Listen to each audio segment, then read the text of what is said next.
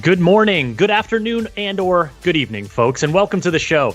It's a big day for Ubisoft here, and we are super excited you've joined us to see what we have to share. My name is Chris Waters. I'll be your host for this first little bit here as we play some Trackmania, get into the competition and creativity of Ubisoft's latest release. So before I introduce my competitors below, let's talk schedule.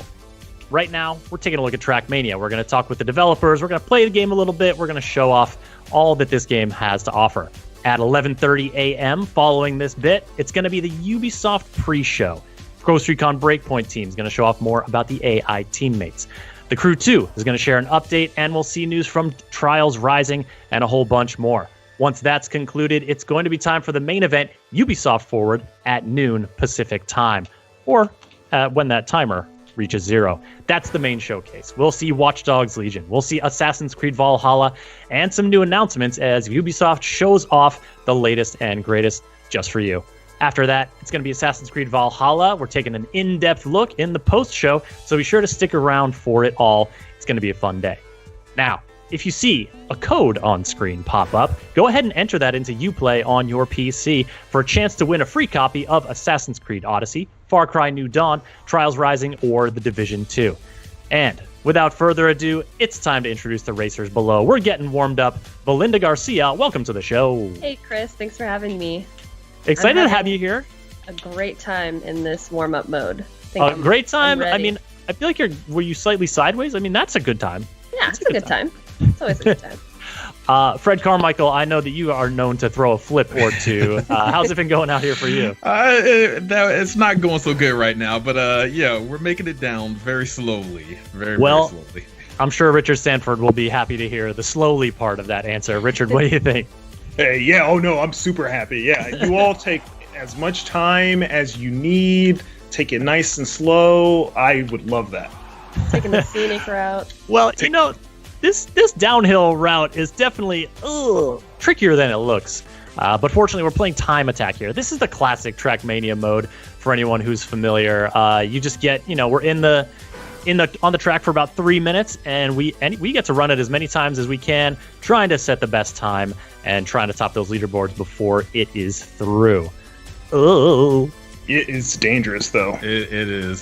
Hills are unforgiving. I feel like bumpy today. I feel like it reaches a point where you just decide to throw the hammer down and yeah. At this point, control goes out the window. I'm just gonna try to careen down as fast as I can. Just kind of lift up your hands. Yeah, that's all I need. I don't care what way. I love how 3 of us have 21 seconds right now. I know, we're really close. Hopefully I can get a little bit of a smoother run. You know what they say. Slow is smooth and smooth is fast. Is that what they say? What do they say about going upside down? No big deal. Just got my fastest time. No big deal, though. What was it? 17 seconds. What? Oh my gosh. Oh, set the time to be here. It may have been luck, but yeah, it may have been luck. Yeah, it may. Oh man, now I'm feeling bad.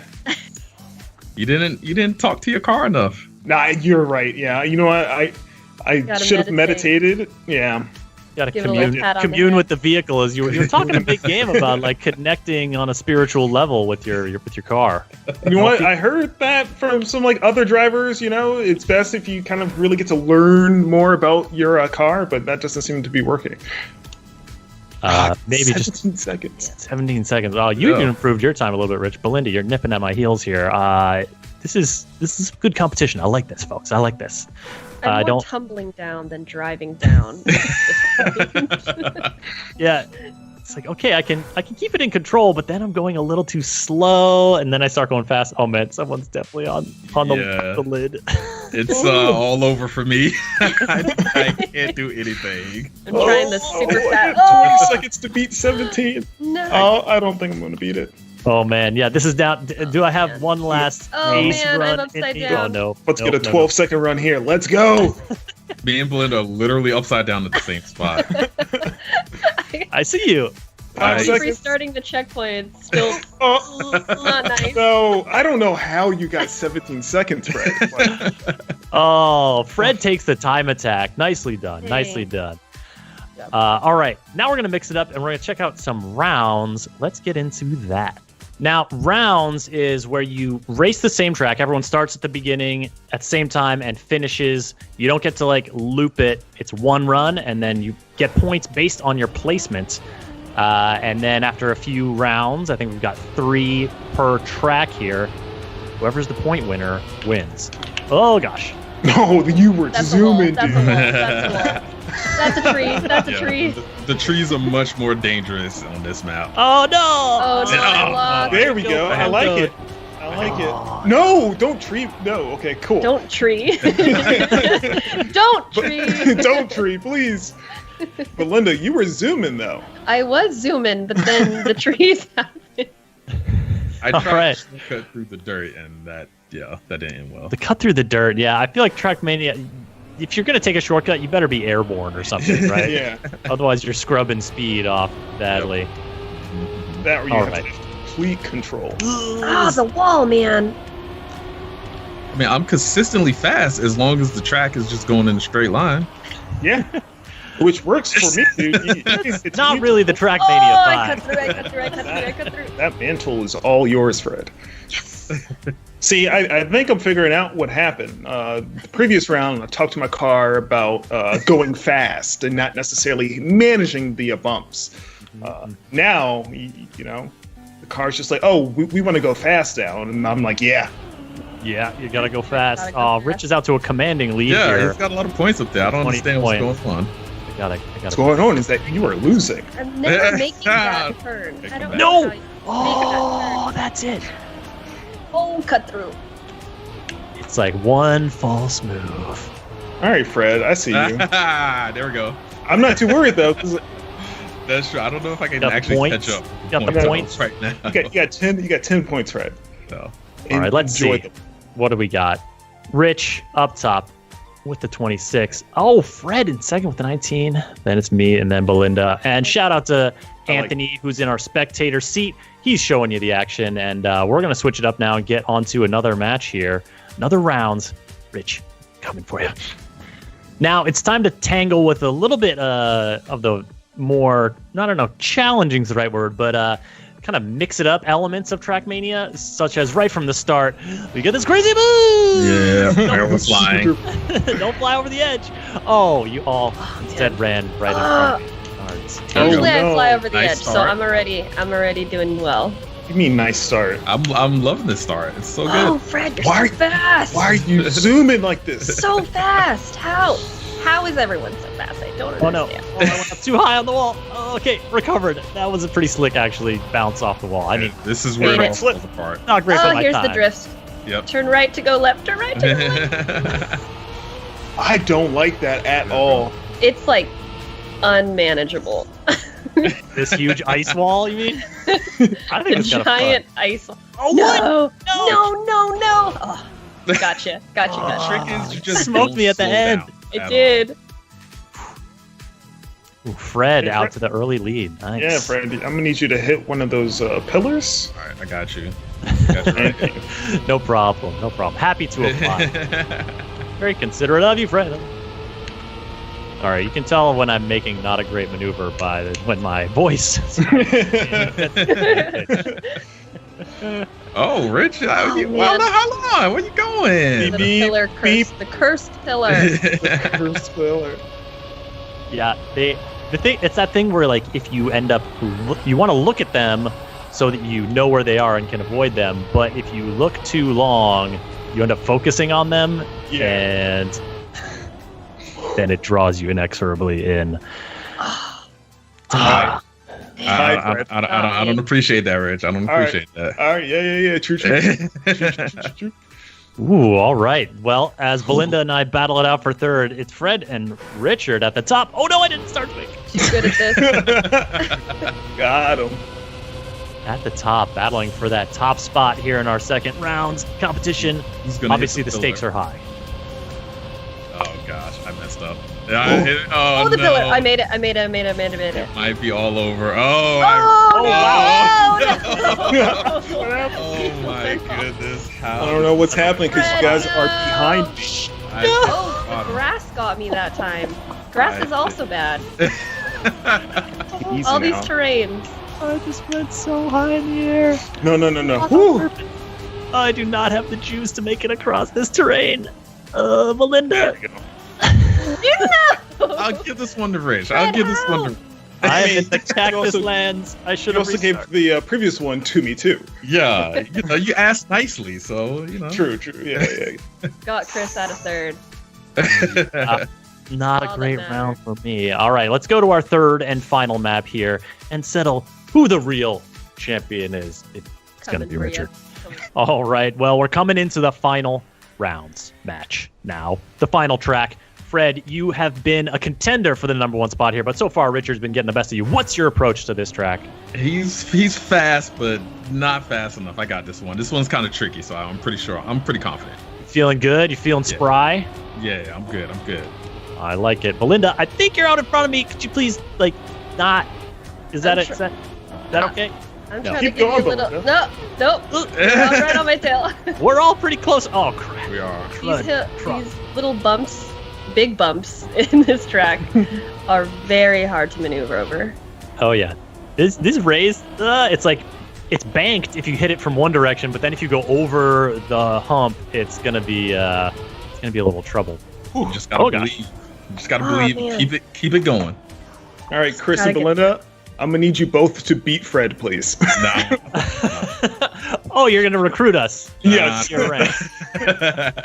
Now we're all gonna go teaming up. flying off the track right at the beginning here. Wow. The I pressure's on. mean, his gamer tag is UB-Rich. Is that a promise if we comply? Yes, it absolutely is. You Yes, will be rich. Absolutely. You will be rich. Be rich in satisfaction that Richard won, I guess. Yes. I'm gonna take a number one spot at least once during this Take diggity it, dang Chris. broadcast. I'm happy with 3. I like the Oh, bronze. man. Happy with the bronze. Is up there. Yeah, I don't know how he's doing that.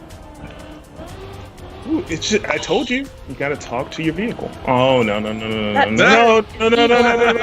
Let it off. Yes. Yup. All right, game Oh remote man, now. that's That's a gonna be a bad one. close one. I don't know. This could be a close one. These points are adding up. That was a big bite. Rich down in third.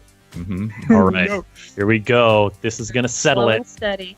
Slow and steady in the back. Taking the scenic route. Taking the scenic route. Take our viewers on a lovely journey here. Oh gosh. Ooh, little hippity hop. Oh, Think about no. those. Just think about those hippity hops. Too scared to go off the track. I don't know how you guys avoid it. Fearless. Yeah, that's pretty much it. Oh, I mess up right there every single Good. time. I'm getting quiet because I really want to get a first place finish on at least one of these races. Oh no. Coming Great. third, Fred. That's so bad. Thank you, Chris. Oh man. It's in the worse when mail. you think. I can't believe I messed up again. Ooh. I did it again. Oh. Yes. Yeah, I was never really worried. I always knew how this You're was going sweating. to His palms are sweaty. end. No. Oh, man, I don't like Live that. ranking there. UB Rich wins the match. GG. GG. GG's. Nicely done. All right, folks. That's going to bring our little let's play kind of competitive segment here to an end. I want to thank y'all for participating. Belinda, nice work out there. I tried. I just love the scenery. I was just taking my time. Listen, it's fun to get out there in a fast car and just do some things. I agree. Fred Carmichael, close, but no cigar this time around. Are you plotting your revenge already? I'll get him next time.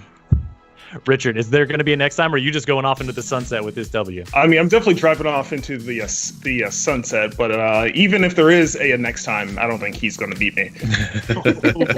And thus a rivalry is born, or maybe continued? Yeah. Yeah, continue, definitely. Thank you all for joining so much. Folks, coming up next, we're going to be taking an in-depth look at the map editor and some of the creation tools in Trackmania. But first, let's do a little schedule check-in.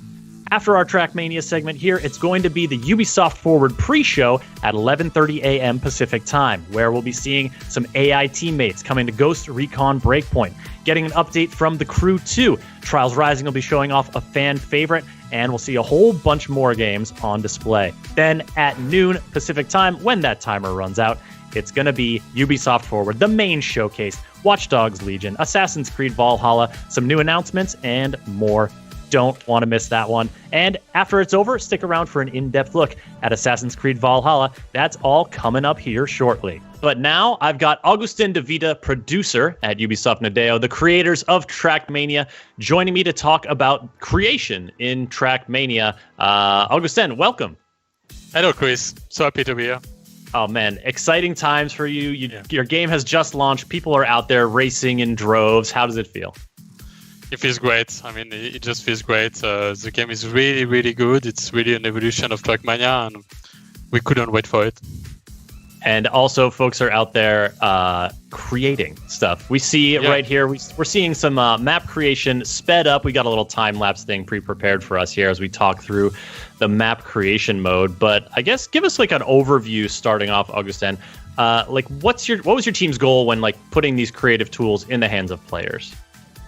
So we always want the tools to be easy to handle, and the big issue we were facing that there is too many blocks in the game. There is 1,600 blocks in the game actually, and so we had to organize all the tools and to organize the new features. And he's doing a great job right now because he knows what he's doing. But when you start making the first map, you really don't know where you're going to.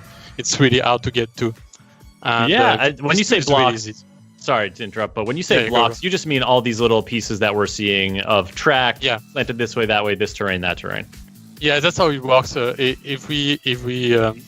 piece of the map is what we call a block. So it's a size, and you can go like diagonal. You have roads, you have decoration, you have checkpoint, start, finish, you have boosters. And all of this makes a map, so there is so many blocks that there is an infinite combination possible in the map editor. And there's also trees, as I know from personal experience. Yeah, you can get into them pretty quickly in the game. So we're seeing here the player's not just sort of creating the map, they're also like, okay, I added a little bit, now I'm testing a little bit, now I'm adding a little bit. That testing is kind of like the immediate feedback on, is this working, is it not, is this the feel I like, is it not? Yeah, you always have to test what you're doing just to see if the curve is right, if the speed is right. And we added some tools for that. So, for example, when you test and then you come back to the game, you have your ghost to see what was your speed at this time and to try to reproduce or to do better than him. So you can try every part of the game and get really good in really good map for the players. Interesting. Okay, so when you're starting out, obviously we're seeing someone with some map creation skills. But when players are starting out, are there some tools to help them out? Is it pretty? What do you recommend in terms of like, okay, when you're starting out, just try to make like a simple shape, or try to just put in a sick jump, and that's good. Yeah, well, in the free version of Trackmania, there is what we call a simple editor. So there is a simple editor and advanced editor. What we're seeing now is the advanced editor, so with all the tools, all the blocks. And the simple editor is like a best of blocks. So the blocks you need to do like a simple track, but a good one. You can at least make a good one. And I recommend to start with this. And then after you can get to the advanced editor and make crazy stuff like he's doing right now. Nice. Now, is that advanced editor pretty akin to what the Trackmania team uses to create the actual tracks in the game? Yeah, it's exactly the tool that we are using every day to make the track. Every tool we put in the game, we give it to the player as well, so they can make the same track as us. Nice. So you can challenge people to beat you at your own game a little bit? Yeah, and sometimes they're better than us. They do tracks that amaze us. I mean, I played some tracks that I always remember because it was so great. Well, that's when you hire them for the team, right? Yeah, it happened. We hire a lot. Well, the guy doing the video right now he used to be a player and he's still a player, and now he's working with us. And we always have like pro players coming into the team and designers and level designers. That's very cool. So, I mean, we're talking here about the Trackmania community then. There are people out there going to be creating these tracks. If they're creating the tracks, they want people to race on them. How do they get folks in the seats, to race on their track? It's really simple with the next Trackmania, because now once you're done with your track, you can just put it out there on what we call a server review, a map review server, and they can, everybody can come up and test your tracks. They can rate your tracks, and when they rate it, they give it, for example, 5 stars. Afterwards, if your track is good for the players and we decide it's good, we're going to add it at what we call track of the day, which is like the front page of the game, and everyone is going to play it for sure. Every day there is a new track made by the players. Nice. And so there is also that server where can any player just kind of go in and be like, let me see what new creations people have today, and then rate them. So if that's your thing, if you're looking maybe for inspiration or just looking to try some wacky new tracks, that's a spot people can go. That's why I always go to this server every day and try new maps. Even if nobody is pushing a map right now, there is always maps pushed earlier in the day. So there is always tracks to test and new tracks to test. It's really great. Nice. And so if you get that, so you get your track in there, you get enough stars, get considered by the team, and you select them as a track of the day, then people are racing it. And there's some incentives for people to get on that track as well, right? Yeah, every day there will be what we call a competition, a daily competition on this new track at 7 p.m. CEST. And this competition rewards with what we call trophies, and those trophies gives you a rank a global rank in Trackmania. So every day you have to come, if you want to come to compete on this track, and then you earn trophies and you get better in the game, and you can rank up in the global ranking of the game. Ah, nice. And speaking of competition, we are going to be seeing some of the top community racers take on this very track here in just a few moments, folks, in our next segment. Right now, we're talking with Augustin about creation in Trackmania. And so far, we focused on the map editor, the track creator that we're seeing in kind of a time-lapse fast forward here. But there's also other creative outlets. I mean, you can customize, for example, the livery on your car. Yeah, what we call skin in Trackmania. So you can create any skin you want with what we call a skin painter, and you can share it really easily with the world within clubs. In just one click, you can find new skins that you like, and you can apply them or add them to your favorites. It's really changing game for Trackmania. It's never been so easy to change skin and discover new skins. What's your approach here, Augustin? Do you pick one you like and stick with it for months, or are you switching it up every other day, mixing it up? Yeah, I'm switching every day to a new skin. I just go to the list and see, oh, this one is nice, so let's apply it, and then I have my skin in the game. So every day I change skin. Excellent. Yeah, it's so fun to see what people come up with, and I imagine this is also something for you. These are the creation tools you use, your team use to create the tracks, the skins, etc. But to a certain extent, you give the tools to the players, they're going to come back and surprise you. Yeah, they're always surprising us with really great new invention. I mean, they can create mod as well, game mods. So they're going to create new things every day, and every day it's blowing us.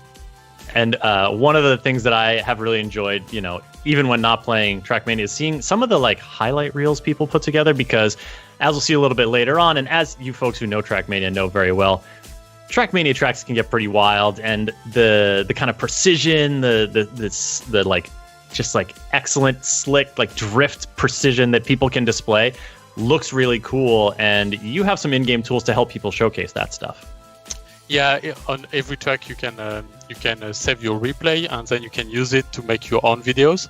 So this tool is as well as the tools that we're using to make trailers, and at the same time players can make their trailers. They can add up 1,000 cars on the same track to do a wave, what we call a 1K project, and it's really cool to see what they can do with that, because they can change the light, they can change the skins, they can change the color, they can display text in the editor, and it's really, really great. Well, there we have our completed track. Don't forget to save your tracks when you're creating them, folks. And we'll be taking a look at this. There's an autosave. Excellent. Yeah. Augustin, you put a lot of people's hearts at ease just then. We'll be taking a look at that track in action in just a few moments here. But Augustin, before I let you go, I wanted to touch base on just kind of again that community aspect of how do people find these creations? What's a great way? Like there's the club system that sort of allows people to connect to different clubs of friends, or maybe this club focuses on certain types of races, and et cetera, et cetera. Just give us an idea of how people are going to share these creations and discover people's creations. Yeah, so in the game there is what we call clubs, and you can create or join any clubs you want, private, public, with friends, for example, or just a streaming community within a club. And within those clubs, you can share skins, you can share maps, you can create what we call a campaign, which is the same tool we're using to create our own campaigns with 25 maps. And you can create also events, so people can gather around and use the same skin, for example, have a club tag and compete within each other on leaderboards and share everything they can. They can also share videos, for example. It's really Excellent. Great. Well, it sounds like there's lots of tools for folks to get creative, to share those creations, to discover new stuff, in addition to just racing and trying to beat the tires off of each other. Yeah. Excellent. Augustin, thank you so much for joining us to talk a little bit more about Trackmania. Folks, remember, Trackmania is available now. Download and play it for free on the Epic Games Store and on Uplay. Augustin, thank you for joining us, and congrats. Yeah, thank you. It's been great. All right, folks, we've got some competitive play coming up here just shortly, but first, another schedule reminder of the order of events today. Our Trackmania showcase continues until about 11:30 Pacific time. Then it's the Ubisoft Forward pre-show. We'll be taking a look at AI teammates in Ghost Recon Breakpoint, getting updates for the Crew 2, hearing from Trials Rising about a special new track for fans who like long rides, and a bunch more. Then at noon Pacific time, it's the main event, Ubisoft Forward, with Watch Dogs Legion, Assassin's Creed Valhalla, and more from Ubisoft's upcoming lineup of games. Stick around immediately following the show for a deeper look at Assassin's Creed Valhalla. And for now, it's back to the track. Joining me now is Omar Benabdallah, live producer at Ubisoft Nadeo, to talk about all the ways that Trackmania can get a little more competitive. Omar, how's it going, man? Pretty good, and you? How are you doing? I'm doing good. I'm excited to see some skills. I mean, not that we had no skills earlier. This is a whole different level, right? Because these are some of the top racers in the community. Yeah, what we did basically is invite the 6 or 7, I think, best players of the closed alpha we organized, and we'll be seeing them racing in rounds mode, so they all start at the same time, and the fastest guy win. All right, who's your money on here at the outset? I'll just take the easy pick and go with Shorty since he won that round. There he is. He's at top of the pops right there. Yeah. And keen-eyed viewers will note this is the track we just saw being created, and actually the 5th place player, I think, in that round is the one who made it. So, Tona, yeah, you can step it up. I believe in you. Probably can win at least one round. I believe it. So as we watch them compete, I wanted to talk to you a little bit more about, how people kind of like take on new competitive challenges in Trackmania. Because, right from the get-go, you start playing, there's the inherent competition of racing. You're trying to get a better medal, a faster time, and you're racing against your friends. But what are some of the other ways people can kind of get into that broader competitive scene? Basically, what we try to do is to design features that will be good for any kind of level you have on Trackmania, whether you're a professional player or just someone that wants to discover the game and get better each day. So you have a lot of new ways to train and get better at the game, gaining more medals, maybe reaching the gold medals on all the maps of the official campaign, which is a great achievement already. You'll be able to play against VIPs, ghosts, which means that you'll be able to compete against yourself or against your favorite streamer, against your friends. So yeah, quite a lot of possibility to get better at Trackmania. Nice. So I like the streamer touch, because then if you're watching them in the chat, say like you can kind of see when they've laid down the time, and then go take yourself to the track and see how you stack up. That's good. Like that's a feature we love at the studio, because you can compare yourself against someone you would love to play against and maybe beat him and be happy with that. Excellent. Shout out to Tona, who did take that second win on the track of his own creation. Nicely done. So we're on to a new track here, and see, that's the kind of move that when I'm flying really out over the over Oblivion.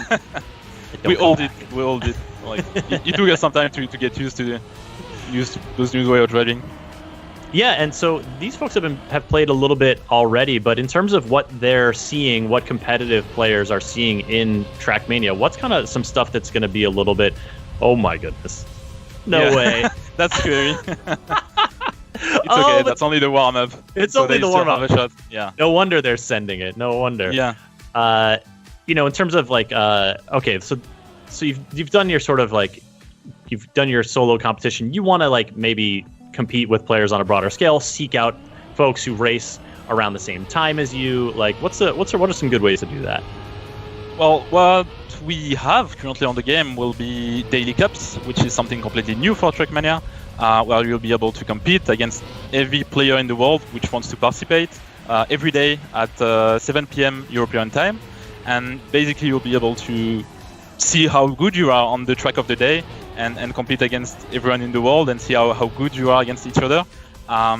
Then obviously you have the Nations League, which will happen each week, where you'll be able to represent your country and see which country is the best basically each week on the game.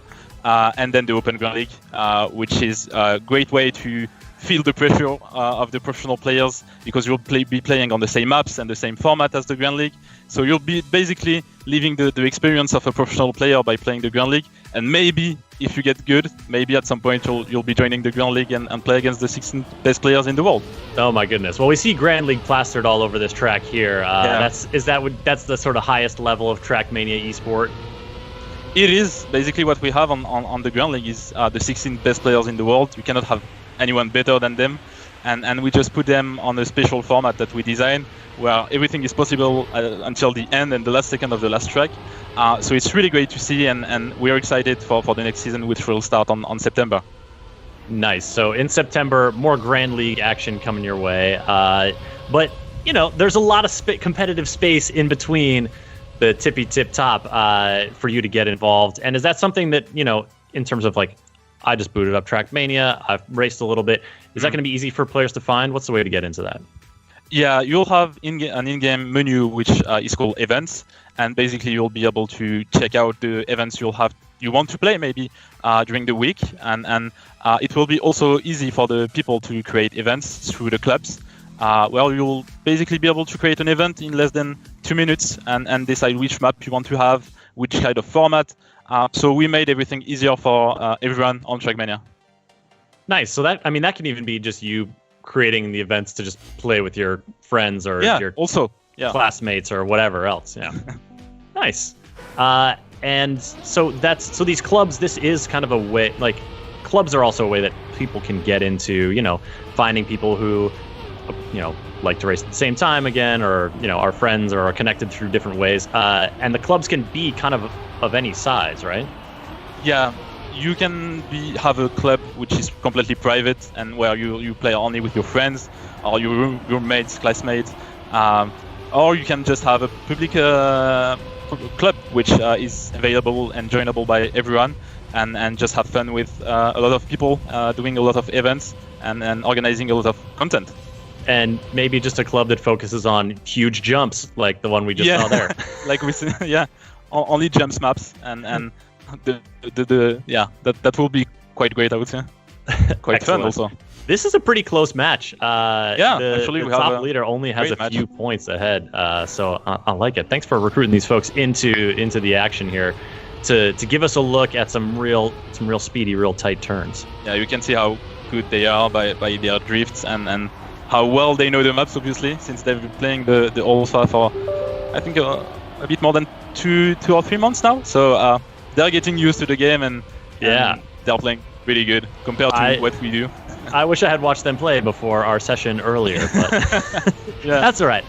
For the future, you can play against their ghost if you want to learn the map, actually. That's true. Although, can you really learn from a ghost if it just screams out ahead of you so fast you can't even see it? Just try to follow it. I'll work my way up. So these community events, this kind of this stuff that is organized through clubs so it's organized through clubs, which is kind of organic, and players all around the world can make that happen. But you at Nadeo are also sort of curating stuff and experiences and events for players to get into. Yeah, what we try to do is to have a mix of community event, where basically we have players organizing event. That's something that is there for more than 14 years now on Trackmania, so we love to see that. We love to see community creating content on our game. We also organize ourselves, our events through the Grand League, the Daily Cups, the Nations League, and things like that. So it's kind of a mix of trying to get content for every kind of players, and also a way to be able to create content and events, whether you're a great player or just want to have fun with your friends. Nice. Wow. The time separating the top finishes. That's really here great, and that's really fast. is very, very tight here as we move on to, I believe, our fourth and final map of this competitive section. And it's still really close. All right, folks, it's down to the wire. Omar, still believing in your racer Shorty out there? Yeah, I think he's first. So I mean, yeah, came in first that race. Yeah, and that's a great map. Everything can happen there. So might be someone overtaking Shorty. Do you like that kind of map where, I mean, it's exciting, right? Because dramatic stuff can happen, but also it's a little scary. Like, you can just fly off the track and lose everything. It's all gone. you spectators, it's not that fun for the players, obviously, because you don't want to lose everything on one turn. But yeah, that's how you handle pressure on Trackmania. Yeah, at some point, fun becomes it's the thrill. You're risking a lot more for the bigger payoff, right? Yeah. What do you call this kind of road surface here that's like a hill in the middle? I was trying to figure this out earlier. Actually, we do have a name, but I don't like to use it. I just let people call it as they want. I'm calling it a different way in French, obviously.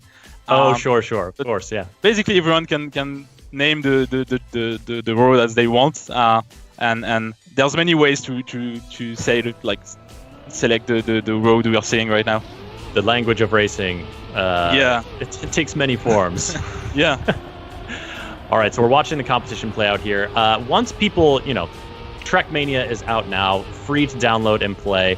What would you recommend in terms of okay, I just want to get into the competition against other folks. I want to challenge myself right out of the gate. What's the best way to get that started?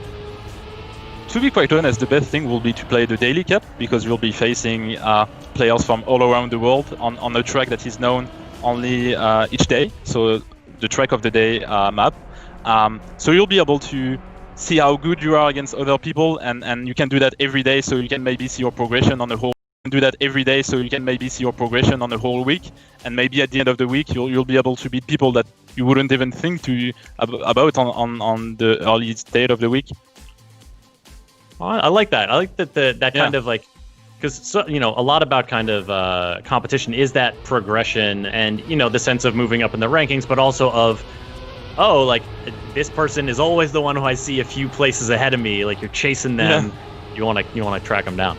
Now this is our last race. Is that right? Yeah, last round, and Shorty is second, so I have quite some pressure, to be quite honest. The pressure is on. They're coming around these not quite slalom, but he's in there. Oh, yeah. Yep, coming up around this big, it's S turn. He's still first. I believe in him. He can feel the positive vibes coming from you. You can see the slow motion vlog there. Just quite fun also to watch. And he's finishing first. Great. There he goes. I got it. It looks like Omar backed the right racer. Shorty coming in with a victory. And Omar, thank you so much for talking about competitive Trackmania. Anything else you want to mention before we wrap it up? Well, obviously, thank you for having me. And thanks to the players for playing this competition. Thanks to all the closed alpha players we had, because they help us truly to make this game better. And we're pretty happy with the Trackmania we have right now. So yeah, just play Trackmania, it's free, and have fun on it. I'm pretty sure you'll have, and yeah, that's it. All right, Omar, thank you so much. Trackmania, folks, it's out now on Epic Games Store and Uplay. Go ahead and download it. Get in there and get racing. Now, our time with Trackmania is coming to a close, and it's on to the next show. Ubisoft Forward pre-show is starting momentarily. We're going to take a look at Ghost Recon Breakpoint, The Crew 2, Trials Rising, new stuff coming from all these games. You're not going to want to miss it. And then when the countdown timer hits 0, it's Ubisoft Forward, the big showcase of the latest and greatest upcoming games from Ubisoft, followed by an in-depth look at Assassin's Creed Valhalla. We got a lot more in store for you, so let's go ahead and throw it over to Kat. Thank you, Chris, and hello, everyone, and welcome to the Ubisoft Forward pre-show. The main event will be starting in just 30 minutes and will feature news from our unreleased games, including Watch Dogs Legion, Assassin's Creed Valhalla, Hyperscape, and more. Now to warm up, we have 30 minutes of updates from the games you're already playing, like Ghost Recon Breakpoint, Trials Rising, and The Crew 2, as well as some exclusive behind the scenes so you can get to know us a little better. So let's kickstart this pre-show with an update from Just Dance 2020.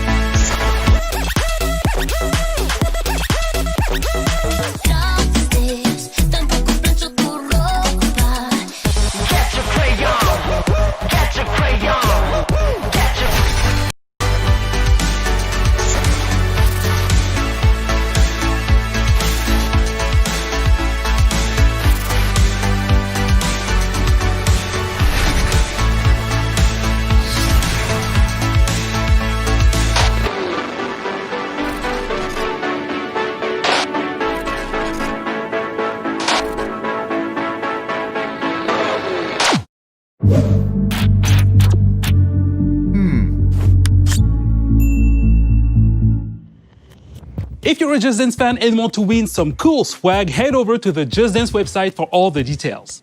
For our next segment, we have something a little different than what we usually do. A few years ago, Ubisoft created the Ubisoft Entrepreneurs Lab and the Open Innovation Accelerator. This allowed us to create partnerships and synergies with indie studios from across the industry. And since so many industry events were canceled this year, we wanted to showcase several indie projects and teams that Ubisoft has been collaborating with over the past few years. Our first indie showcase is developer Machine and Mensch, who is working on the Curious Expedition 2. Let's hear more from the team behind the game. Hi, my name is Masha and I'm a game designer at Machine Mensch. Machine Mensch is a small and diverse indie game studio with 8 wonderful employees based here in Berlin. Our connection with Ubisoft came through a program dedicated to create ever-growing relationships with indie developers, to talk about and share expertise and knowledge. We work together in mutual respect, which we much appreciated. We're working on the Curious Expedition 2, which is the sequel to our expedition simulation game. This time, the game is set in Paris in 1899, during the World Expo when the Eiffel Tower was built. But more importantly, you will be traveling to these mysterious islands, you will be interacting with unknown tribes, fight dangerous beasts, find many secrets. Thanks to our procedure technology, every time you play, it's a new world, new characters, and a new storyline that you shape with each of your interactions until it becomes really your own unique adventure.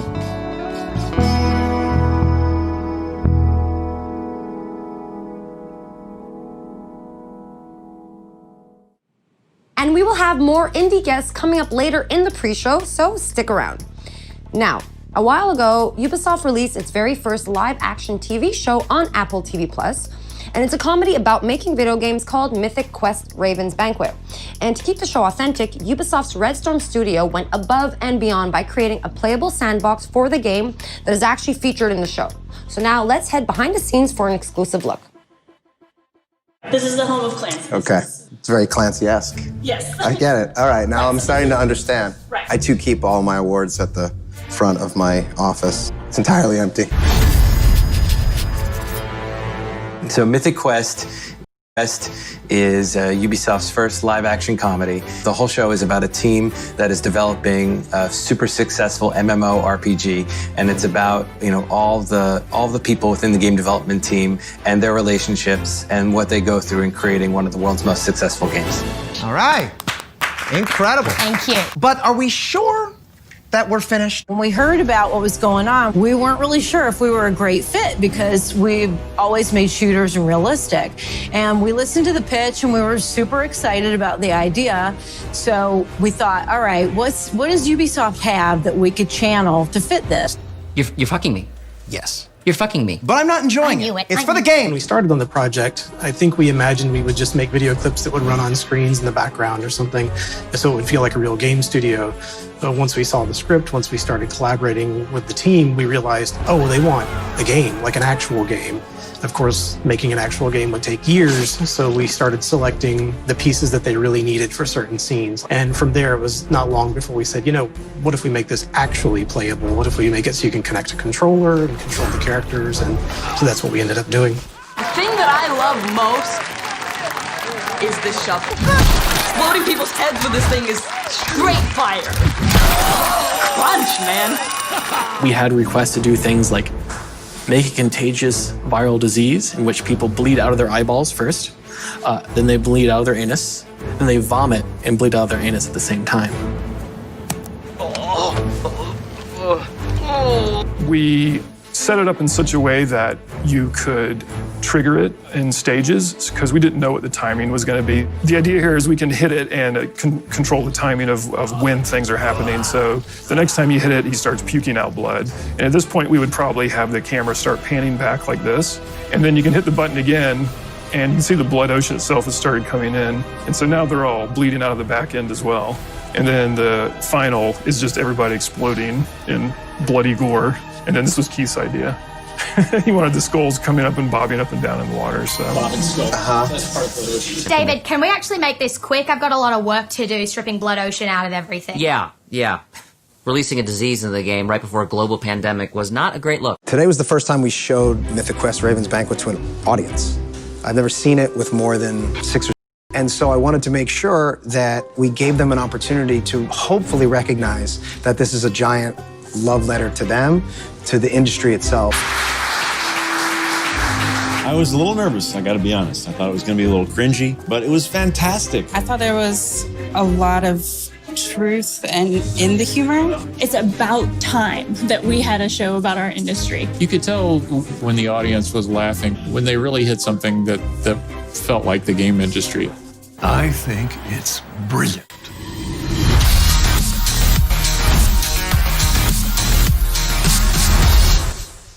All right, so if you have not yet seen it, the first season of Mythic Quest Raven's Banquet is available right now on Apple TV+, and a full version of this making of will be coming out over the next few days. All right, now it is time to fasten your seatbelts and start your engines as we head out to Lyon, France to visit our team at Ubisoft Ivory Tower to get an update on The Crew 2. Hi everyone, and welcome to The Crew 2 at Ubisoft Forward.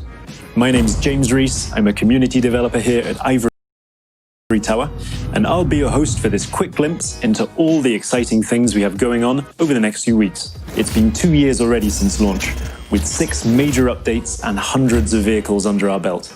And our latest update, Summer in Hollywood, only went live a few days ago.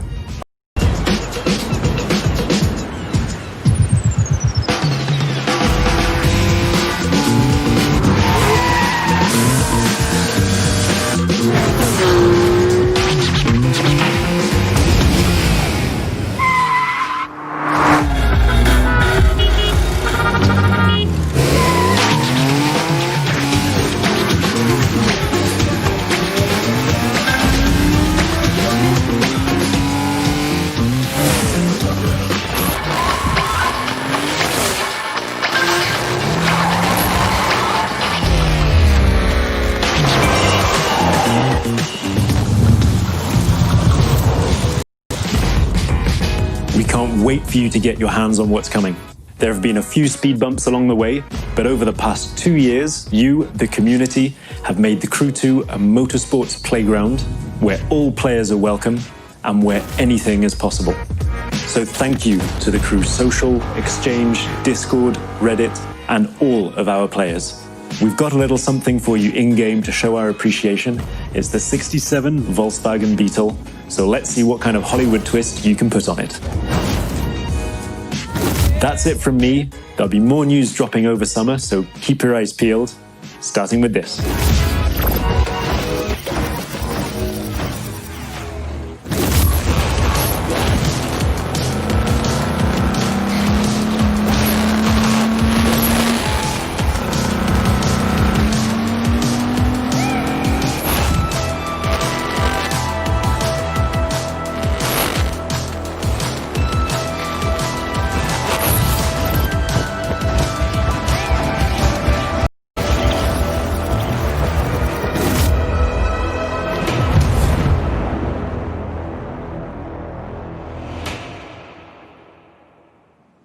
In case you missed it, make sure to boot up the game right now to unlock the amazing 69 Volkswagen Beetle that was just shown in the video, and stay tuned in the near future for more info about Year 3 of The Crew 2.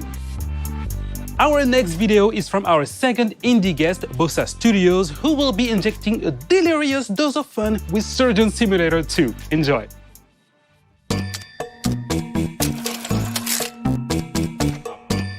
Hi, I'm Nate from Bossa Studios, and I'm a senior game designer on the upcoming Surgeon Simulator 2. So at Bossa, we're always keen to share game development knowledge, and Ubisoft has been a fantastic partner in this. They deliver lectures on procedural content development and player science.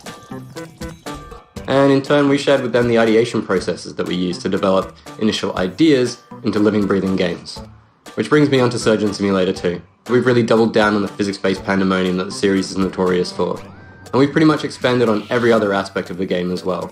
So this time around, you're no longer just a floating hand confined to the operating table. You're actually a full first-person surgeon with an entire medical facility to explore. And in addition to the levels that you'll find in story mode, you'll now be able to create your own unique levels and experiences using Bossa Labs Creation Mode. So it's a really easy to use, intuitive set of tools that allows players to create either on their own or in online multiplayer with up to 3 friends. Everything players create can then be uploaded and shared with the community, and here surgery really is just the tip of the iceberg. During our closed alpha period, we've seen players create all sorts of amazing stuff, from bowling alleys to space stations, pirate ships to horror-themed escape rooms, and this is before the game is even released. So we absolutely cannot wait to see what players create when we launch the game this coming August. And in fact, if you pre-order Surgeon Simulator 2, you can receive exclusive closed beta access.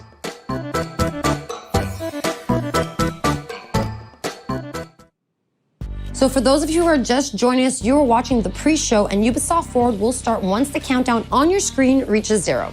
And make sure you log into Uplay to unlock rewards as you watch the main event. But now, our next segment is about an Easter egg in The Division 2, so let's go behind the scenes with the devs from Ubisoft Massive Studio in Malmo, Sweden to find out more. Running through collapsed buildings, climbing over fallen debris, and encountering makeshift living spaces is common for players of The Division 2.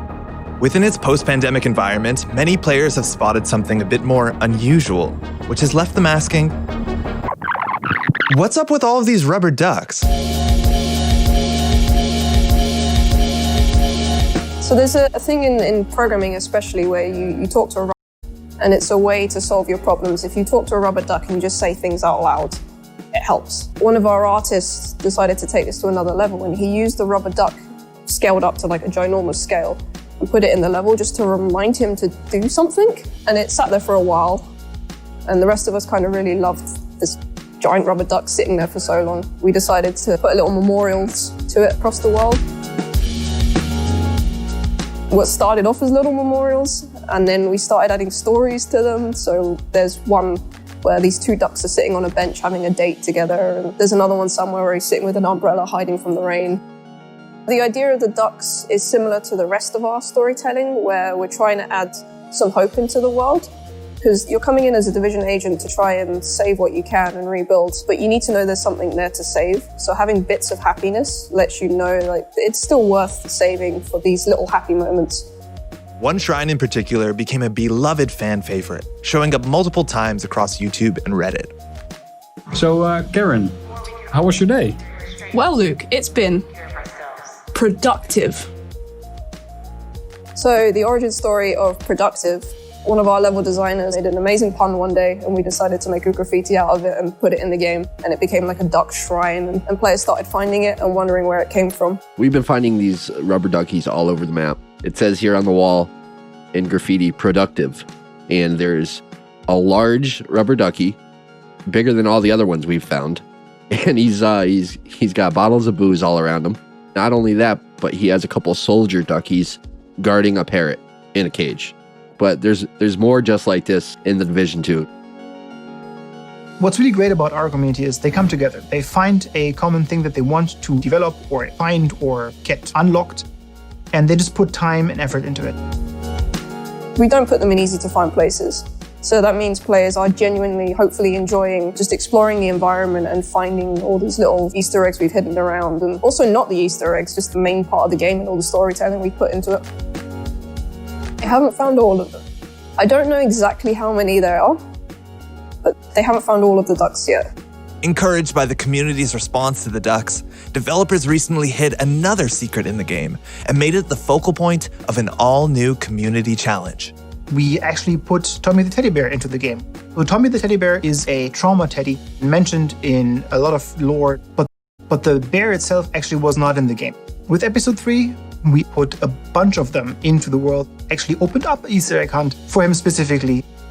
It's a nice little exciting moment when you kind of open Reddit and you see someone's found the thing that you kind of just snuck in under the radar and no one really knows about it. And some of the players are really clever. There's some hard Easter eggs that some of the level designers and gameplay designers have put in, and people have managed to solve it with no help whatsoever. Gamers are smart. So now that you know, be on the lookout for both the ducks and teddy bears next time you boot up the Division 2. We now have our final indie guest, Thunder Lotus Games, who were the 2017 winner of the indie series that took place in Montreal. So let's find out more about the beautiful coziness of Spiritfarer in this next video. Hey everybody, I'm Rodrigue, marketeer at Thunder Lotus. We're an indie studio based out of Montreal, Canada, and makers of the games Jotun, Sundered, and our new game Spiritfarer, which is due out later this year. For the past 6 years, we've tried to make AAA quality games with a hand-drawn indie heart. Hitting a quality standard consistently in game dev is a huge challenge. There's so much trial and error on the path, and during the Sundered production, we were lucky enough to have the Ubisoft Entrepreneurs program in our corner to help us reach our goals. As co-winners of the Ubisoft Indie Series in 2017, we received not only generous funding, but also crucial mentorship and access to the Ubisoft testing facilities. So we're grateful to Ubisoft for their support and helping us make what would become our biggest success to date. We've taken that experience with us onto what is our most ambitious production yet, and that's Spiritfarer, which we're calling a cozy management game about dying. In Spiritfarer, you play Stella, the newly appointed ferry master to the deceased. And as Stella, you're going to build a boat, you're going to explore the world in search of spirit passengers seeking passage to the afterlife. You're going to spend relaxing quality time with them, you're going to create lasting memories, but ultimately, you're going to have to learn how to say goodbye to your cherished friends. It's a game that's near and dear to our hearts, and it's something really special. We can't wait to share it with the world later this year. So look for it soon on PC, on Xbox One, PS4, Nintendo Switch, and Xbox Game Pass. Thanks a lot, and cheers. It is time for an update on our favorite motorcycle platformer with the insanity, pain, and triumph we all know and we all love. Trials Rising came out last year, but I think the team from our Red Link studio in Helsinki has a little surprise coming to the game for the fans of the franchise. So let's take a look. Will you be the death of me?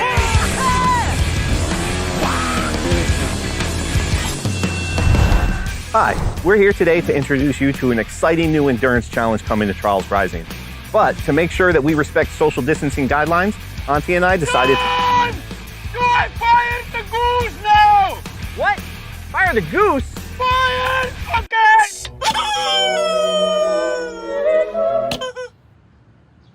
Okay.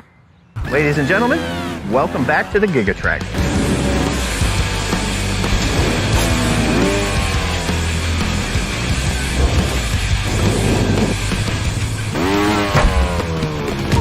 Far from a remake of the classic track from Trials Evolution, this is an all-new journey across the world of Trials Rising, in by far the longest track that we've ever put in a trial.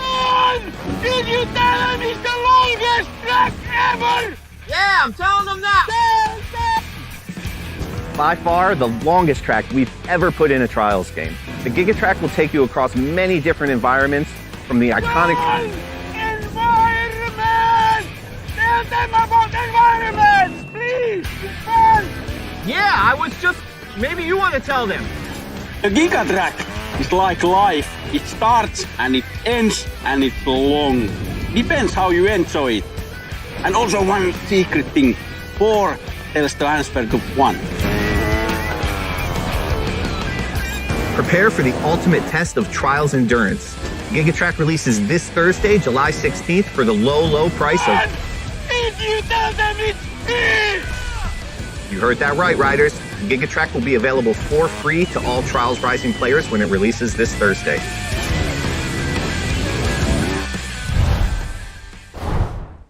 You heard that right, the Giga Track is coming to the game and it will be the longest, most insane track in Trials history, and it will be free for all Trials Rising players. Now for our last game update, the Ghost Recon Breakpoint team is ready to share some details on their upcoming updates. AI teammates are coming to the game. Let's have a look at the trailer. The time has come. AI teammates are back in Ghost Recon Breakpoint.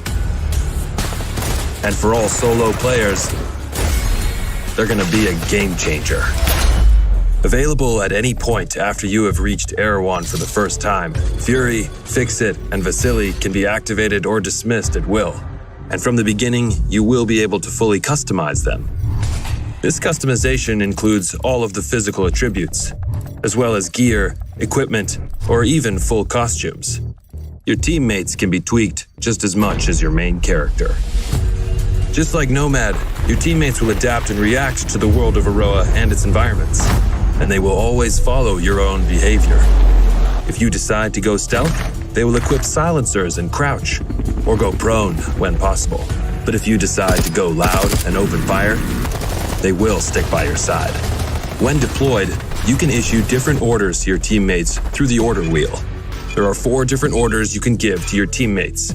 You can tell them to regroup on your location, to hold their current position, to go to a specific location, and to open fire on nearby enemies. These orders can be given at any time, even through your binoculars and drone. Once they approach potential threats, the teammates will notify you and mark them automatically. Got a hostile. With a good look at your enemies, you will be able to set up a sync shot where each of your teammates picks a target.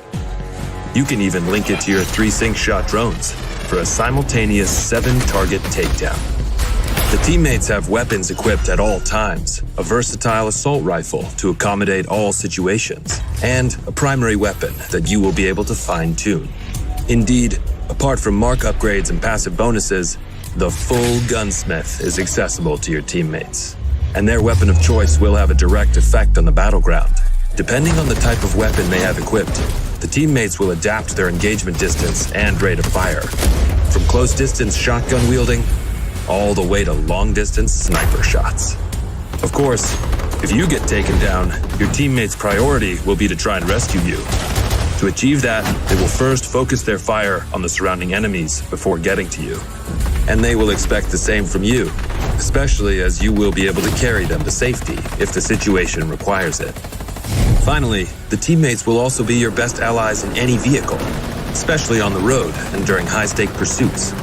The teammates will be available for all solo Ghost Recon Breakpoint players on July 15th, and we cannot wait to see your reactions. We'll see you on the battlefield, Ghosts.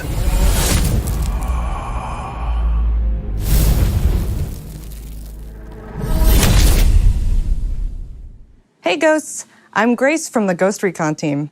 As you've just seen, the AI teammates are finally landing in Ghost Recon Breakpoint with our next major update on July 15th. Alongside the AI teammates, this update comes with a ton of new content, including a gunsmith upgrade, new PvP content, quality of life updates, and more.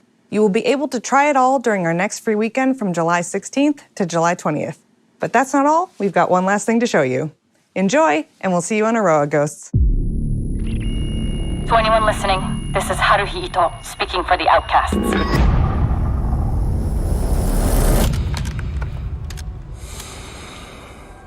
We stand against Sentinel's illegal occupation of Aroa.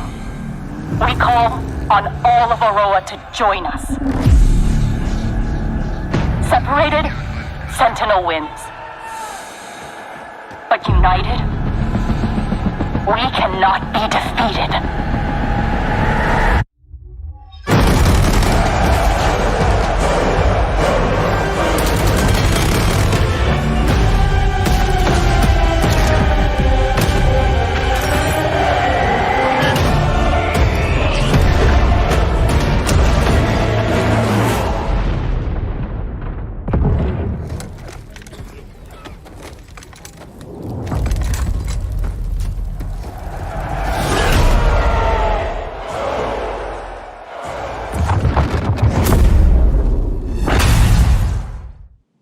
And now our very final video for this pre-show is another episode of our wow moments comparing the craziest and coolest clips from you, our players.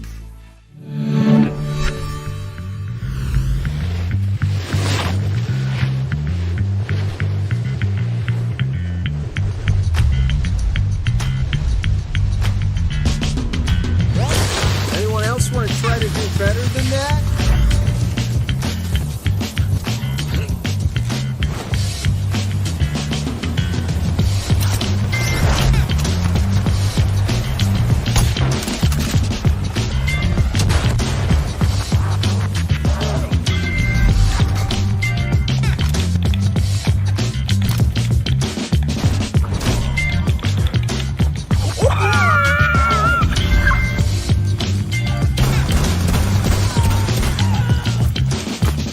I was gonna interrogate him. Oh, you can interrogate this guy though. Oh, okay.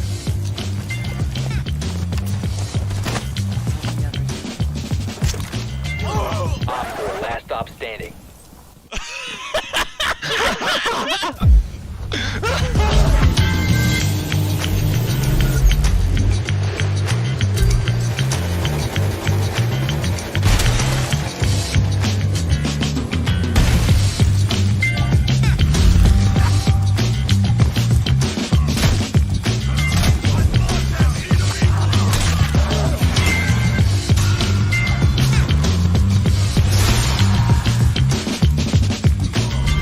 So there's a line that people want me to yell, but I can't usually do it because I'll freak out my neighbours. But as you can see, I'm at the Crashing Ocean Beach and there's no one too close, so... Reloading! Fuck, someone saw me, I gotta go.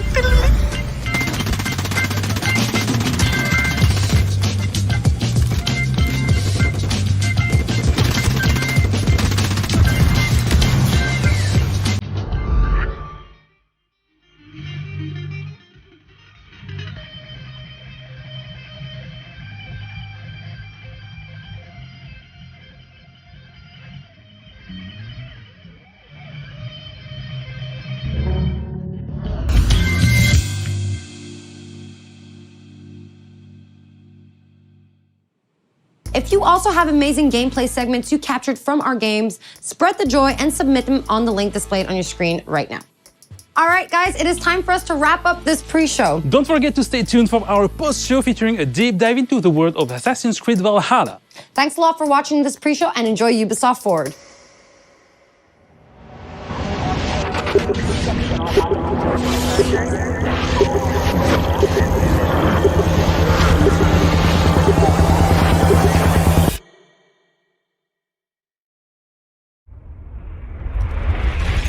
This is Ubisoft. This is Ubisoft Forward. Explore our worlds. Meet the devs. See the games. Join us.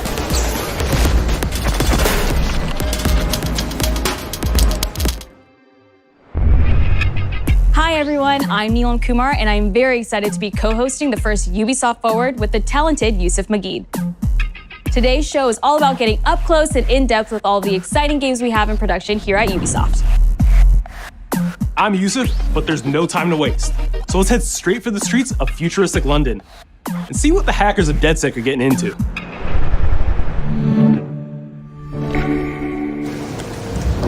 Daily illegal paintings spreading subversive and hostile messaging over the last few weeks across London are not the work of several people as was originally believed, but the work of an individual. The criminal suspected to have links with the terrorist group Clancy is marked as potentially dangerous.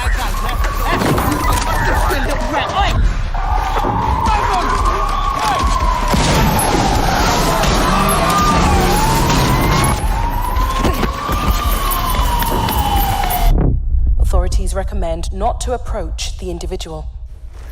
First, they came for the foreigners, and I did not speak out, because I was not a foreigner.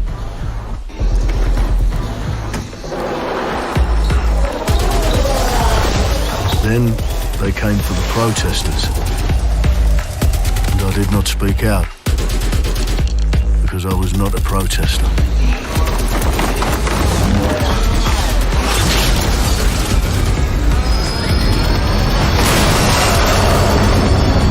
Then they came for the journalists, and I did not speak out, because I was not a journalist.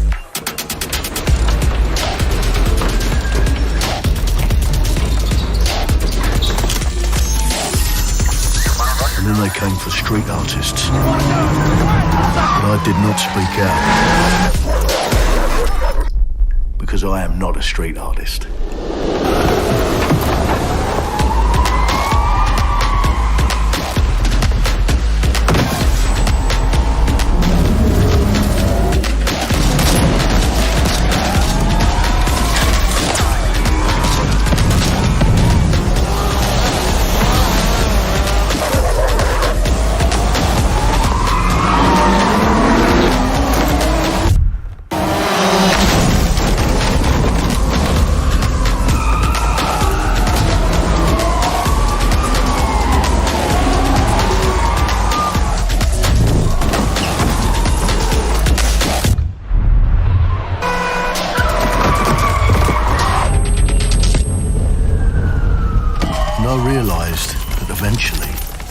For me, and there would be no one left to speak for me.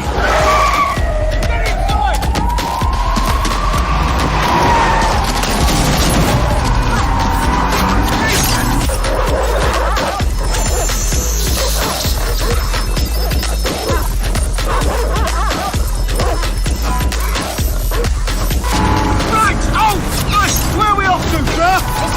I'll show you the way! Okay, sorry, miss. Jesus! All right, so we're in a total mess now, so let's get the hell out of here.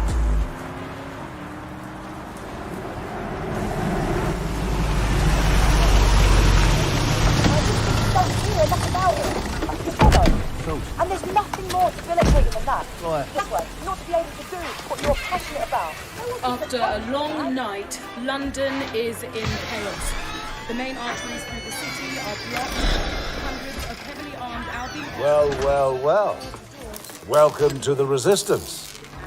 Here's a welcome gift for our new members. But the disappearance of the criminal... You could have told me it was a bloody costume party. Try it on. The new key suspect has been identified as David Ford, a 43-year-old London taxi driver. He has no criminal record, but is currently believed to be a terrorist. People have been asked not to approach him. The authorities advise all residents...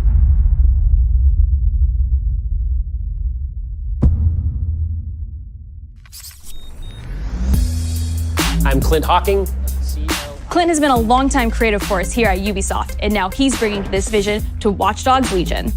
What we just saw was an amazing short film by the director Alberto Mielgo that was inspired by Watch Dogs Legion and looks at the game and the universe and the characters through his incredible artistic vision and visual style. The city needs a resistance. Like the film, Watch Dogs Legion tells the story of ordinary heroes setting aside their differences in order to come together as a collective and to fight for a positive change.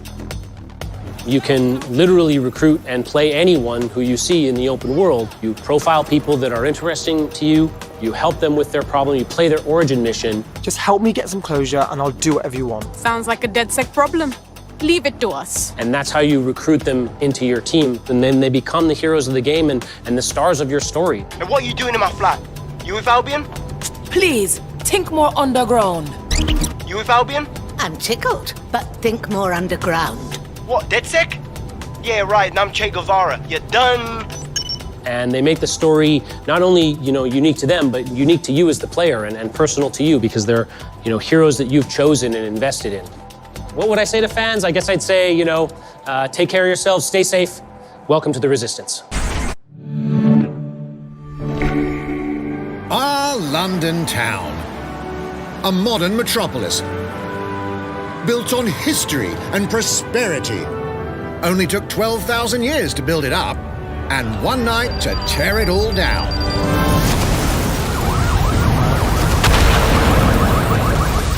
Oh my God. Listen up. Get all your units to move in and lock down the city. With London under attack by a mysterious terrorist, the government turns to a private military company called Albion to keep everyone safe. What could possibly go wrong? Ladies and gentlemen, Mr. Nigel Cass, CEO of Albion. He's kindly stepped up to establish order. Understand this. I will not allow anyone, not even myself, to jeopardize this. He will stop at nothing to permanently control the city. London will be the first city in the world to be made truly safe. Nigel's not the only opportunist who's taken a liking to this fair city. Meet Mary Kelly, head of the most powerful crime syndicate in London. Be sure and spread the word. She and her goons are using the dark web to sell everything from party pills to people. This microchip is scary, I know, but I got to keep tracks on my merchandise, don't I? You made me a slave. You do not want to ruffle her feathers. With the city out on its arse, it now falls on you to build a resistance and take back London. All right, everyone. Faces on, guns out. Any of the brave Londoners you see walking the streets can be recruited into your team. Like him. Her. Or even her. Everyone could become your next secret weapon. In our first mission, we need to get some dirt on Nigel Cass, and that means breaking into Albion headquarters inside the Tower of London. All the hardy souls you see here are people we have recruited from the streets of London. They all have unique abilities, and you're free to tackle this mission with whoever you like. Dear God, my eyes. Badly. Zip up, get to work, and let's never talk about this again. Like everyone in DedSec, Arthur can hack pretty much whatever. But as a construction worker, he has a particular set of tools that make him handy. He can even call his own cargo drone.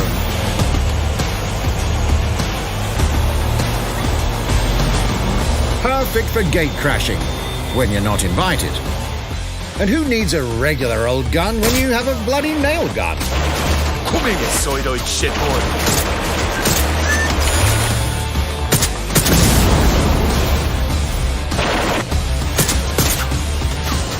Jesus Christ, what is that thing? Perhaps we could approach this mission differently. If you'd rather keep your distance, we've got you covered. Amy is a drone expert. What have we here? A real tech connoisseur. Hate spiders, but love this one. What an adorable creepy crawler. Here we are. Let's class the place up. A drone expert does have the unique ability to summon their own drone. This little darling is fast and stealthy. She aims, she fires, she hits. I'm reading incoming drones.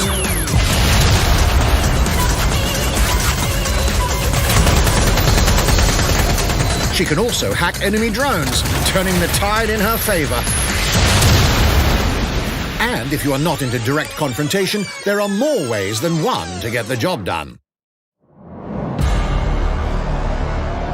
Recruiting an Albion officer like Brielle here might be challenging.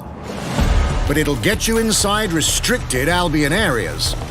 Don't mind me, just doing recon for a bunch of insurgents. However, do anything suspicious and she'll probably wind up with a bullet in the back of her head. You've been approved for entry. We're missing the human element here. I can get the Defense Minister on the line right now. Well, if you feel you must.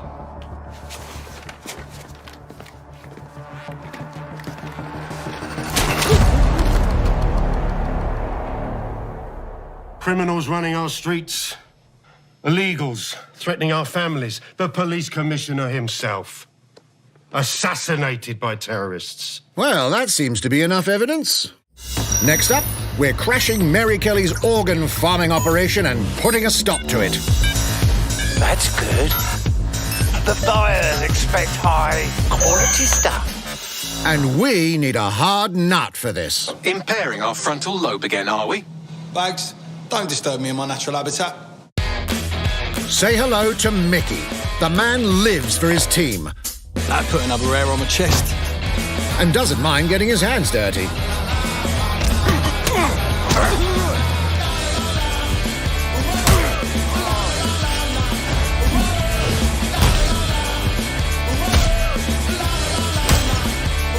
He does have a slight drinking problem, though.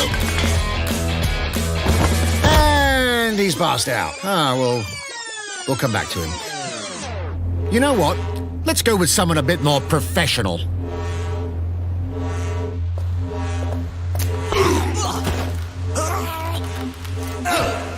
It's almost crass to call him a hitman.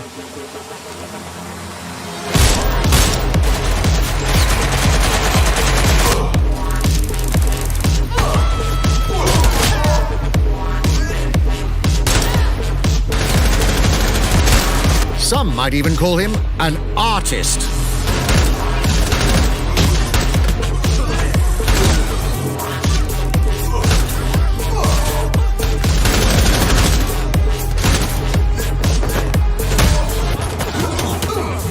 Here's the bastard responsible.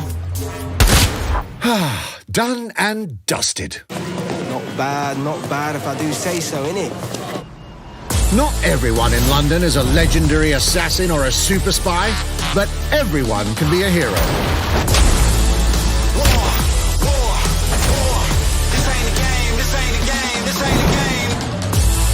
So get out there, find the best recruits, and build your resistance.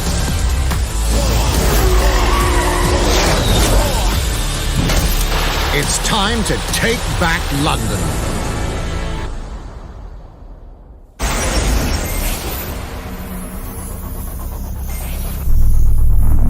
Plunging the player into a living, breathing city teeming with unique locales and characters has always been a central pillar of the Watch Dogs series. So what goes into building those worlds? Here's Amanda Munt to tell us more.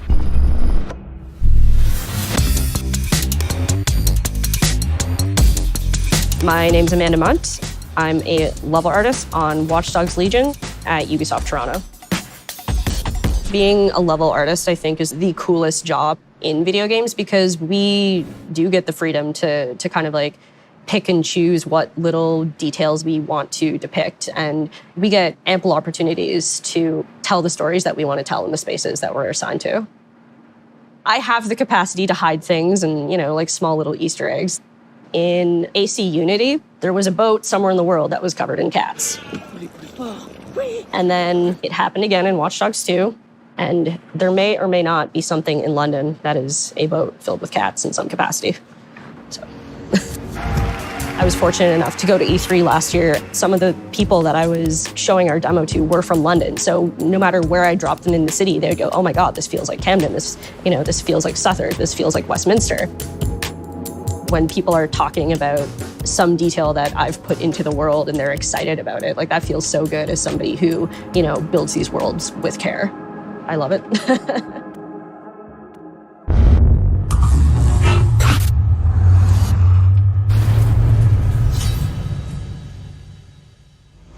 And now some news for Brawlhalla fans.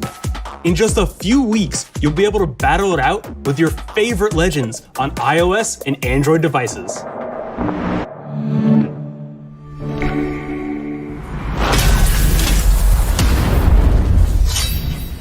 3, 2, 1, brawl!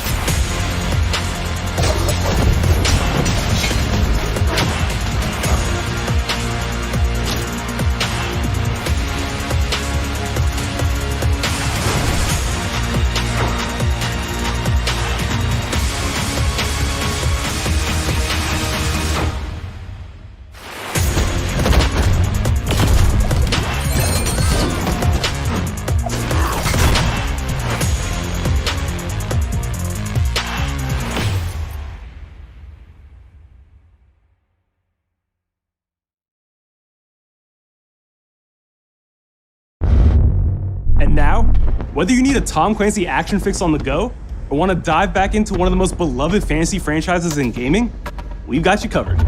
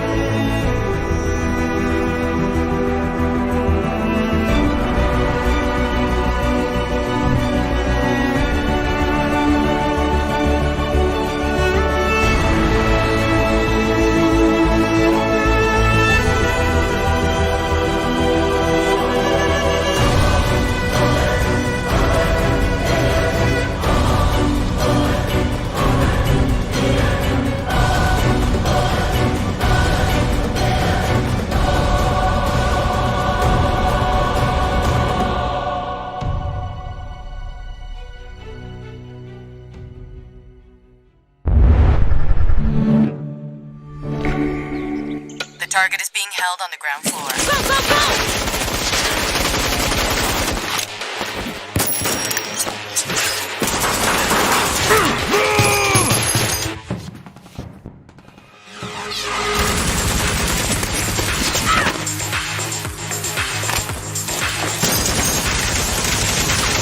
Contact! Signal sur la balcony!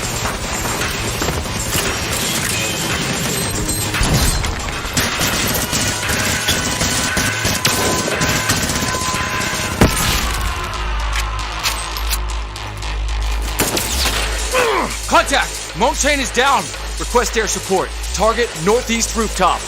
Roger. Inbound. Danger close. I need an EMP deployed now. EMP imminent.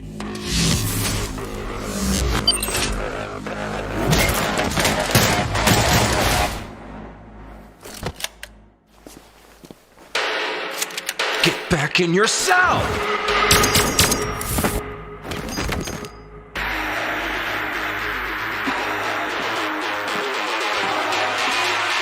Hey, take this.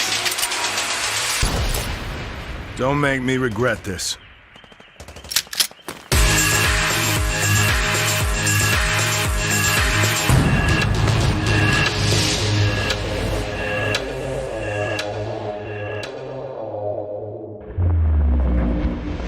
Speaking of Tom Clancy, it's been 5 years since Rainbow Six Siege first launched, and the community has never been stronger. In celebration of this milestone, Ubisoft Montreal has put together a special video to thank all of the amazing players and developers that have helped Siege become the game it is today.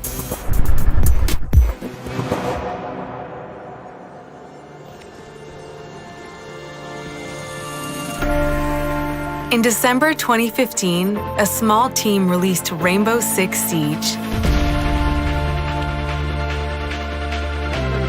A game built on a strong vision, creativity, competitiveness, and team play. Pour le joueur, le 1er décembre, c'est un début, mais pour nous aussi.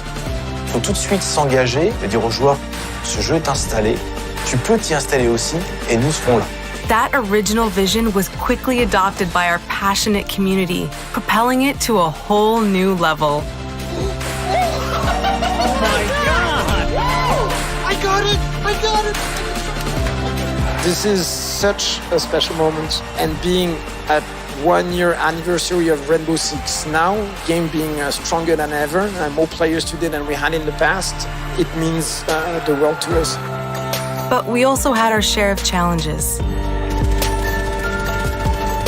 health that touches upon subjects like matchmaking, connectivity. All those aspects are absolutely critical to the experience of the player. Through it all, we're always driven by you, our community. And together, we grow stronger. There is no sequel plan, and we are here for the next 10 years, so expect more Rainbow Six in your life for quite some time. Look at this.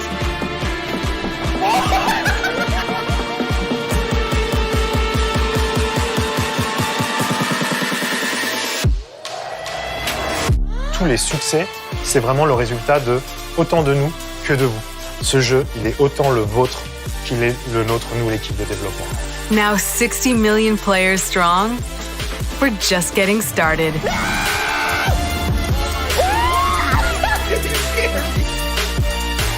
From the devs that build the game to the community that plays it, thank you.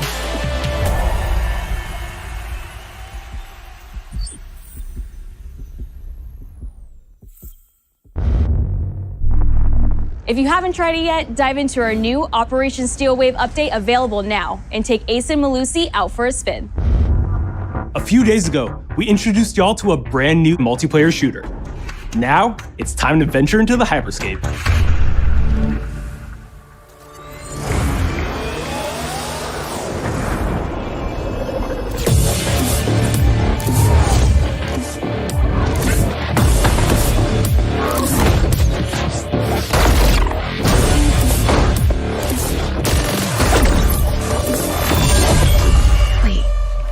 Was that? A hack in the hyperscape. That's not supposed to be there. Let me get you all up to speed, okay? About 30 years ago, everything that we feared about our future started to come true. We made some good decisions. We made some bad decisions. Actually, we made a lot of bad decisions. So, here we are. 10 billion souls living in the crush of the megacities. But the people at Prisma changed everything.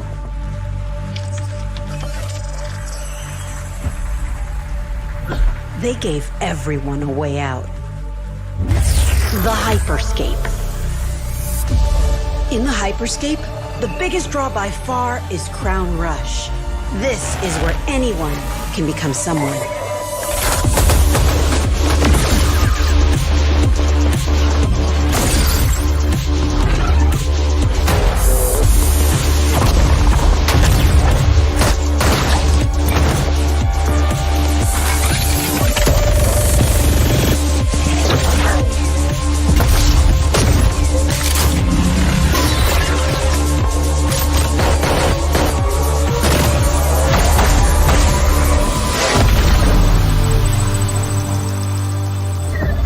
If you get good at Crown Rush, it can change your life.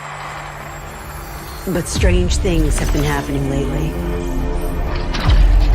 Rumors of people getting hurt. Users disappearing from the real world. A darker secret lies at the heart of Hyperscape. And we have to find it. Some of us are searching for a way up. Some of us for a way out. And for others, a new way altogether. That's what brings us to the edge of the future. To the hyperscape. I'm JC, Creative Director on Hyperscape. JC's work on Far Cry Primal and multiple Prince of Persia titles has established him as a top creative here at Ubisoft. For me, what's exciting is we started building it from scratch. Seeing it grow, adding ideas is really cool. Hello, contender. Welcome to the Hyperscape. The game takes place in 2054. It's in a future where humanity has grown a little darker. One of the companies there, they are launching what's called the Hyperscape, which is a virtual world and the internet of the future. It's the place where everything converges. Within the virtual world, there is a battle royale that takes place in the virtual city of Neo Arcadia.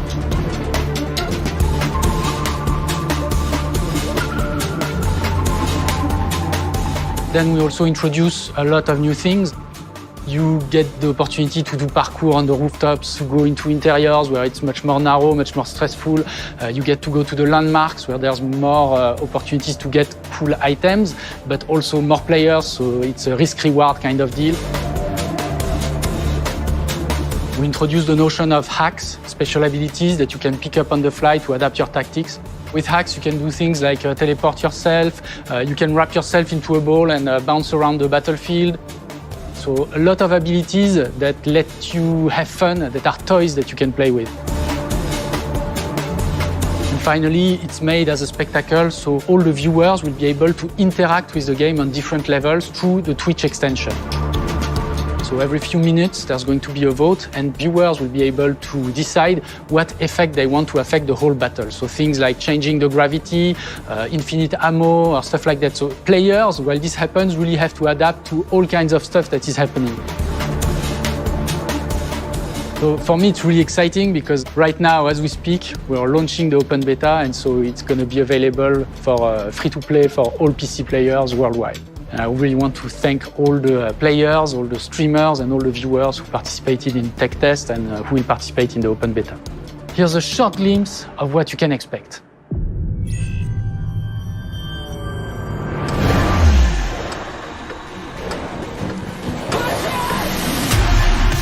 Watch and learn how it's done. Perfecto. Showtime. Mine. Let's show them what I'm made of. Go time.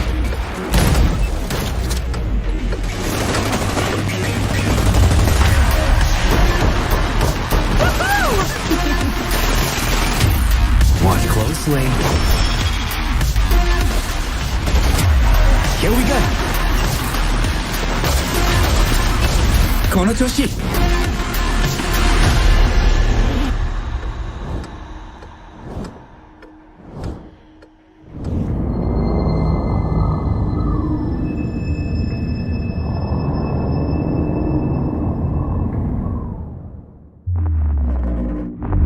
The digital world of the Hyperscape gave our artists and developers incredible freedom when it came to designing characters. Production manager Ana Maria Musca is going to take us behind the scenes of character design.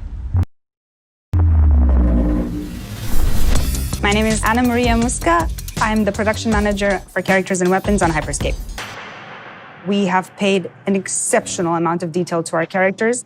We switch different outfits, different fashion statements, different tattoos, different materials until we see them as real individuals, as real people. So the second you pick a character, you see them in game, you understand what their motivations are and what drives them and what challenges them. This was the first lineup of characters. This is our default base, but even starting from the hair down, everything has been meticulously thought of.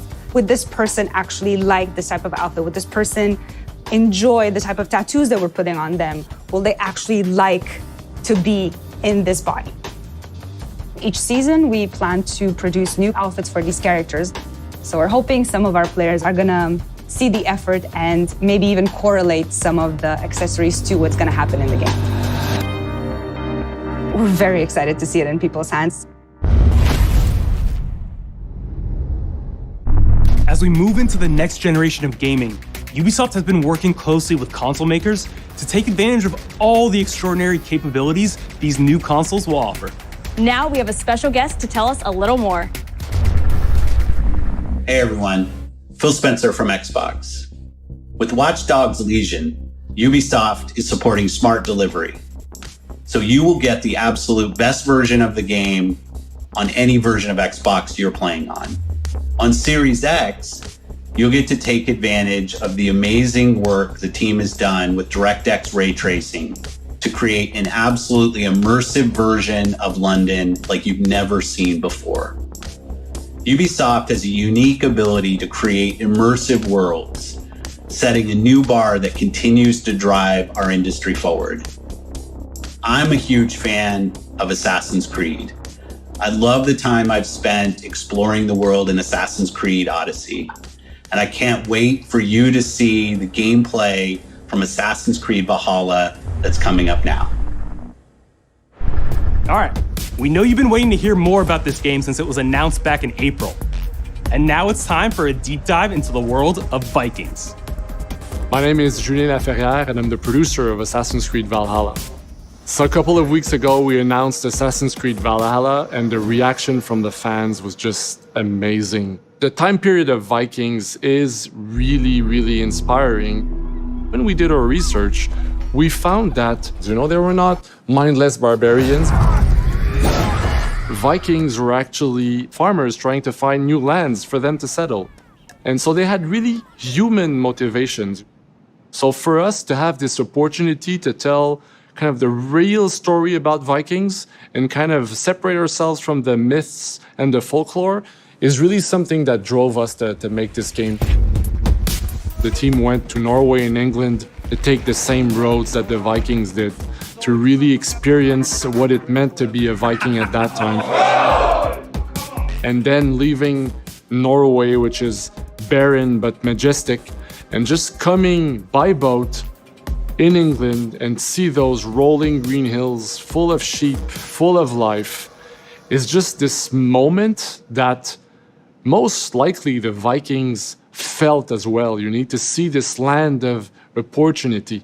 And this is exactly the feeling we want players to experience in this game. It is a personal adventure, it is the story of Eivor, a Viking chieftain.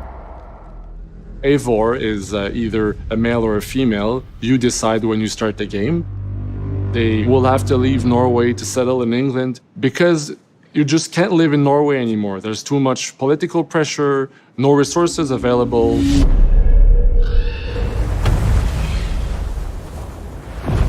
Obviously, in England, it's full of Anglo-Saxons and other people, and they don't really want you there. So you will have to fight your way there to kind of build your own settlement and see your clan prosper. Vikings were brutal warriors. Shields!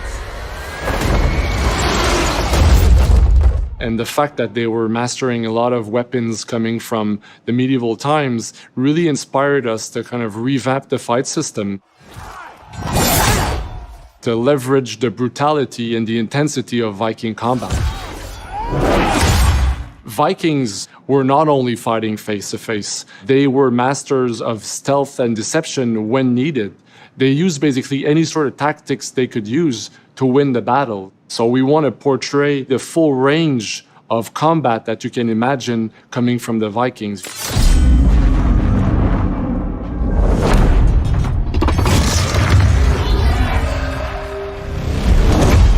We are very happy to finally be able to show you the game we've all been working on.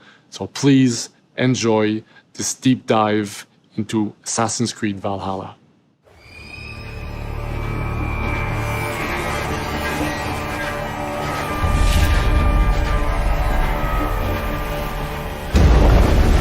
In Assassin's Creed Valhalla, you will relive the epic saga of the Viking invasion of England. You play as Eivor, a Viking from Norway, who will lead his or her battle-hardened warriors across the North Sea to the British Isles. Eivor is driven by an ambitious goal, to build a thriving Norse settlement in a hostile land. For the good of our clan, it is time we go a Viking. Today we raid, that tomorrow we may build. England is a dark age tangle of broken kingdoms and warring dynasties, a land of opportunity and riches. As you prowl England's rivers by longship, you may raid locations you spot from the shoreline. Ground your ship and blow your horn to lead your raiding crew into battle.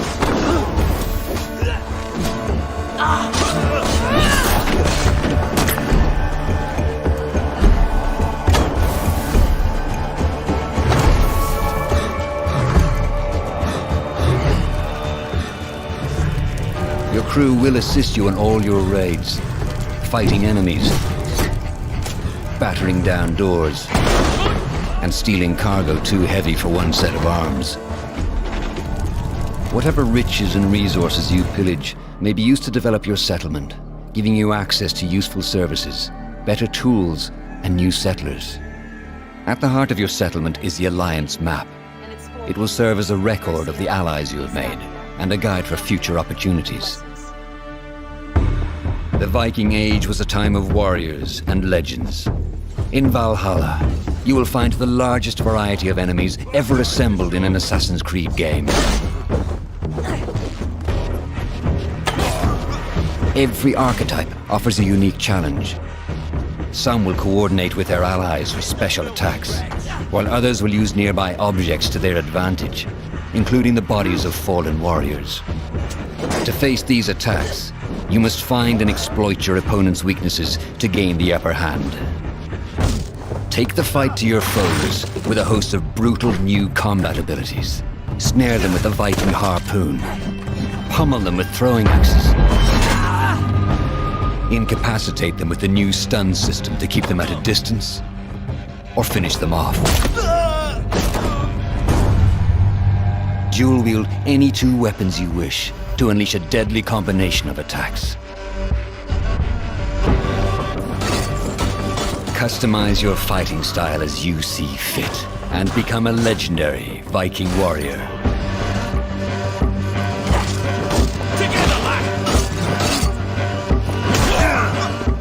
All combinations of weapons are available to dual wield, including two shields.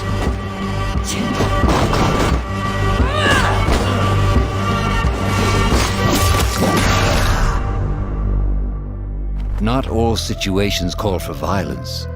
In this new land, a Viking must find a way to adapt. As Eivor is not welcome in England, you may need to outsmart your enemies, avoiding unwanted attention in towns and bustling cities. Use Eivor's hood and cloak to blend with crowds and slip past watchful eyes, an unseen hunter among the people.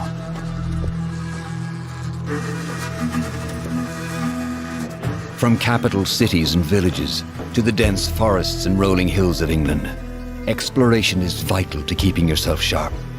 You must feed off the land if you hope to endure. Hunt and forage to replenish your health and fortify your equipment.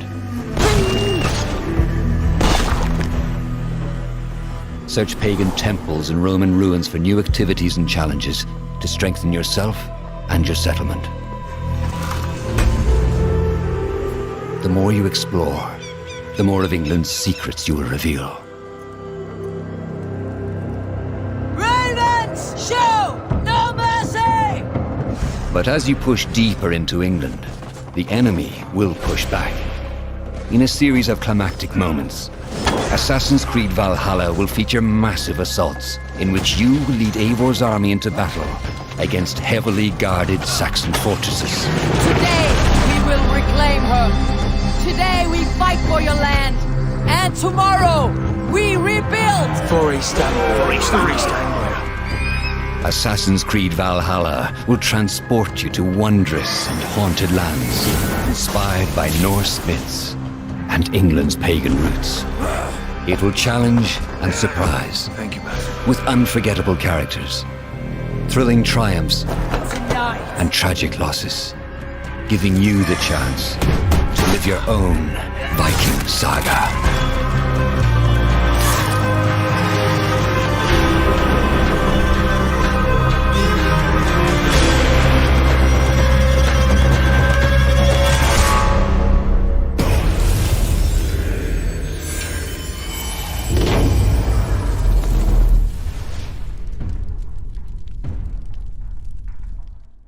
Ninth century England is truly unlike anything the franchise has seen before.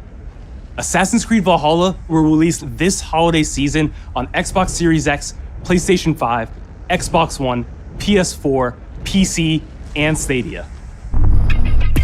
We're close to wrapping up today, but before we go, our CEO, Yves Guillemot, is here to share a few words. I hope you will have enjoyed what you have seen today, and that you will love playing these games.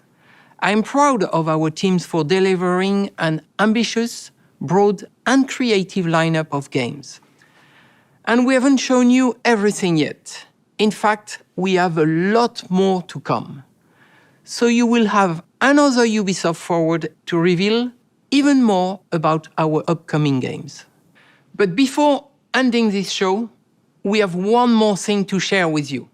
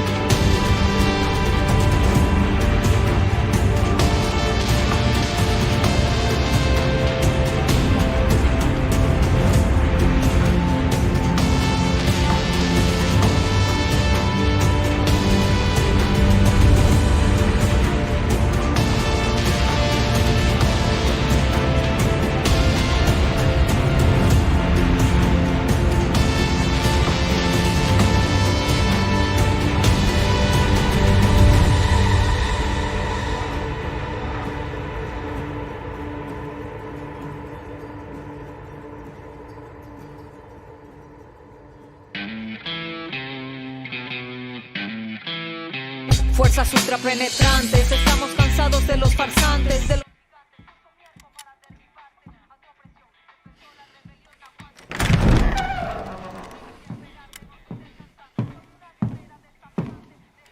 It's beautiful, amigo. Perfect, but useless. I have something for you, Diego. Give me your hands. Papa. Now, the grenade is simple. It has 4 basic parts. The shell, which contains the explosive, the fuse, the handle, and of course, the pin. What are you doing? Breathe, Diego. Breathe. The pin simply holds the handle in place. It is only when you let go that this grenade goes boom.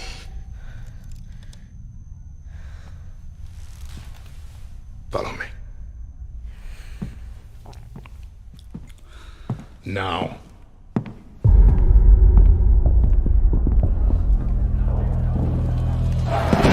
I am El Presidente, which means that someday you will be El Presidente. And our people, they do not know how to be happy.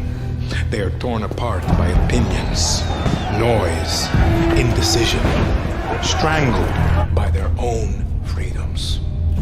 And even if you have love in your heart, even if you want what's best for them, if you only want to save them from themselves,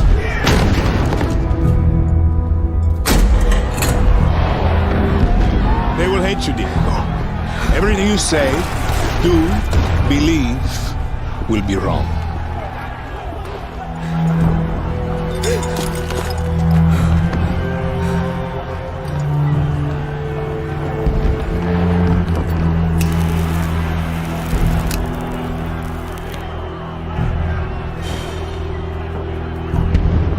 They will answer you with screams, call you evil, a monster, and give you this.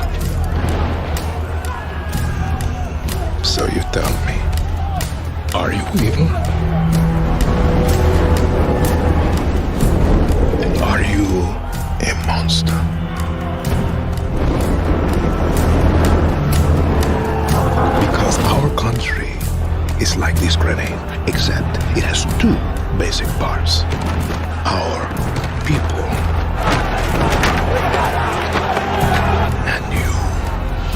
And you must clutch them nice and tight, or we all go boom.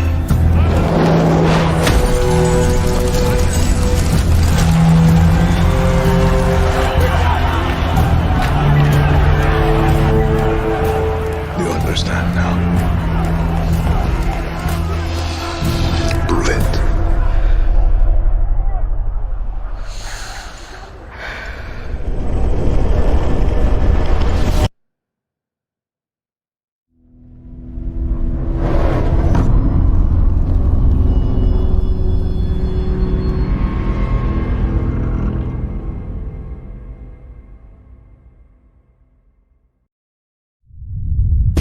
And with that, we're wrapping up our first Ubisoft Forward. Today, we've seen the next generation of Assassin's Creed, the birth of a resistance in Watch Dogs Legion, the cyber chaos of Hyperscape, and the epic reveal of Far Cry's newest installment, along with so much more. Remember, we'll be back later this year with another Ubisoft Forward filled with tons of game news and updates. Thanks for joining us.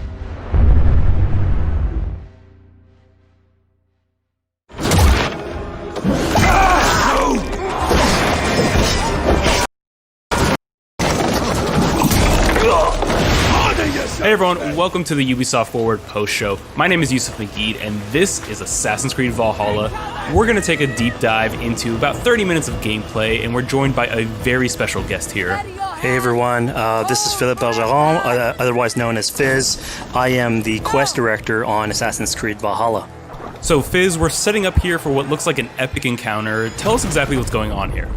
Yeah, so here we're midway through the quest that we're showing for UB Forward. Here we're looking at the assault of Berg Castle.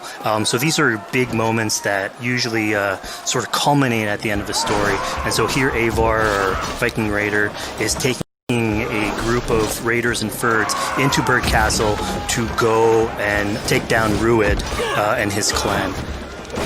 So who exactly is Rued, and why does Eivor sort of want to pick a fight with him? Basically, Rued comes into play about halfway through this story arc, where at the beginning of the arc, this is something that happens before, Rued basically caused a lot of turmoil within the territory, and Oswald, who's the sort of elderman to inherit this territory, needs your help to take him down. Oswald having just been defeated in a previous quest, and so here this is revenge but also accomplishing your ultimate goal. So Fizz, as you're talking, we're seeing some of the combat of Valhalla. Can you tell us a little bit about the changes to combat this time around? We wanted to basically add a lot of new mechanics to it. So we added like some dual wielding for the player, like a stun system in there.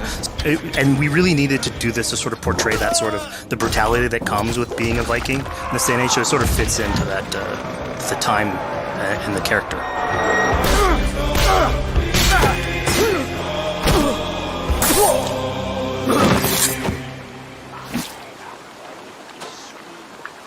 Oswald. He lives. Oswald lives! Eivor, is that you? Shut your ass, twig spine. Here, Eivor has taken her entire army through the assault, and finally it's revealed that our Elderman, our ally, Oswald, is still alive, and Rued has him captive. So this is what it comes to, Wolfkist? 2 Danes fighting over a filthy Saxon whoreson? If this swine is your prize, come and get it! So now that we've seen that Oswald is alive, we have Rued within our sights. What's the next step here? So the next move for Eivor is to finally face off against Rued. She has her allies. They can take care of the rest of the army. Now it's time to go one-on-one against Rued in one of our boss battles, actually. Your battle is not yet won, Oswald. And it's worth pointing out, actually, that here what we're showing is the player going and facing off against Ruud aggressively, but we tend to always have to support a 360-degree approach in these things. So the player could have approached us a little bit more stealthily and gotten at least like a good critical hit on either Ruud or his wolf, and so you can play this a little bit more strategically if that's your playstyle.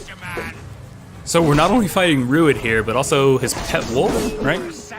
One of my preferred strategies is to eliminate the wolf first, just focus fire on him. It takes at least one opponent out of the combat. Now Ruud will have extra abilities that come into play if you do eliminate his wolf, but I think having one opponent less in the battlefield makes for a good strategy in the whole.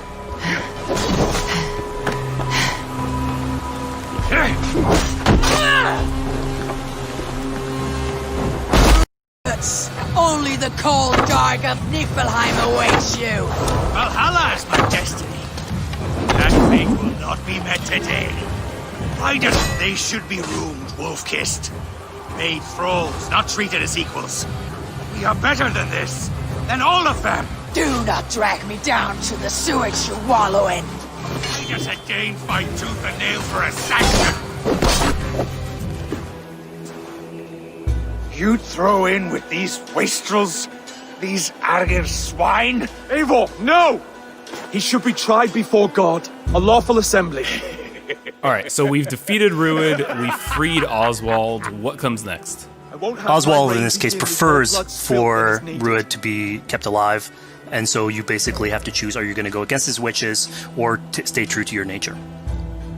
So we have this choice to make, but before we get into that, I want to rewind a little bit because we just did this big, grand assault, but Eivor couldn't have done it alone. She clearly had to recruit some folks along the way, get some troops, get some allies. So let's actually rewind and see how we went about first gathering those troops.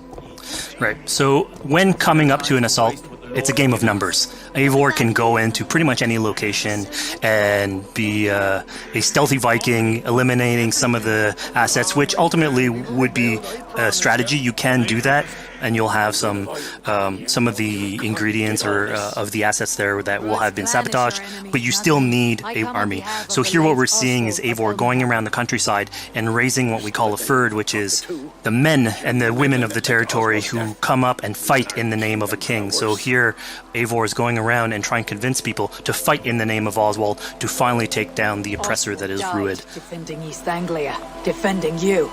Will you not do the same? What? Die in defense of a lost cause? Yeah, so she's really using like the image and like the leadership that Oswald had, what he meant to the people in his name. She's going to recruit these people. Pretty words, Dane. But the men of Theovard have their own battles to fight. So we're told by this Reeve that there are troops, there are allies that he could add to our cause, but first we sort of need to do him a favor, is that right? Yeah, so obviously these people have been run down by Ruud and the impact he's had on the territory, so I think a lot of these people have sort of lost hope. And so you need to show them that there is hope. And so here Eivor is basically helping them take back one of their prized locations by taking a couple men and raiding a nearby township, basically taking it back for the people and showing that there's a reason to continue fighting and then get them on your side.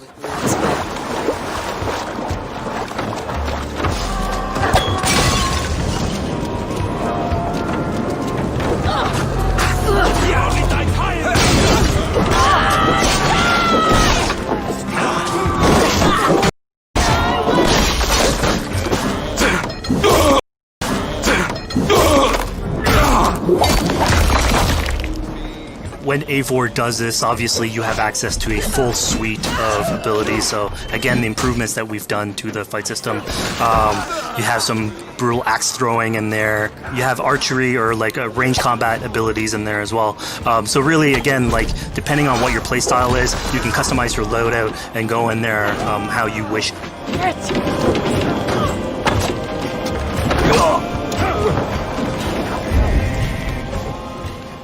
Fizz, we just saw this giant pulse go out. What exactly was that? So that is what we call the Odin sight. The Odin sight is basically our interpretation of the eagle vision from previous games, and we thought it was good to sort of bring that back.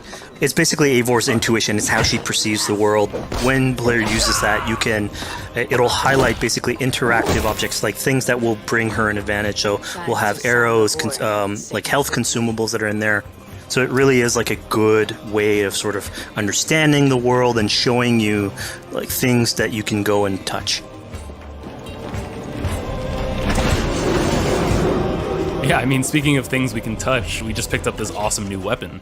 It's something we wanted to play with on Assassin's Creed Valhalla, where we have fewer weapons in the game, but you can invest in them more, so they become your weapon.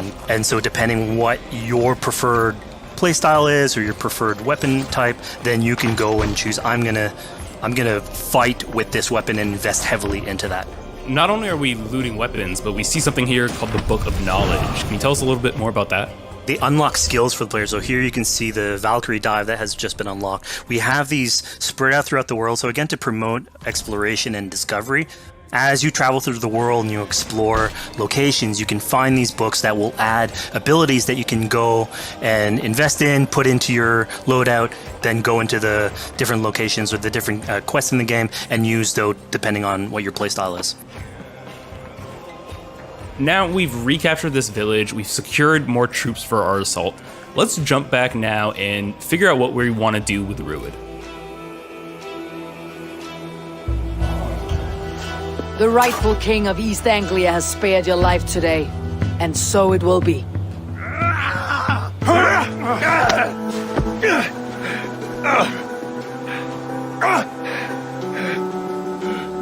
Compassion is a virtue suited for anyone, Eivor, including you.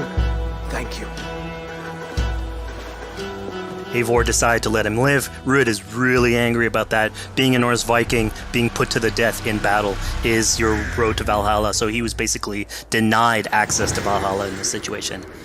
Obviously, all of these decisions come into play later on in the game, so we have very difficult decisions for the player to make. We didn't want to have easy decisions.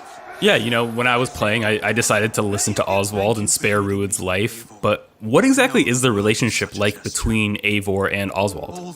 So the relationship between Eivor and Oswald is an alliance. It's basically Eivor is surrounded by territories that initially getting into England are hostile towards her, and obviously if you want to set up a new settlement, you want to make sure that your neighbor is friendly. So here in East Anglia, Oswald is the man for the job, where putting him into a position of power would help her sort of secure her territory.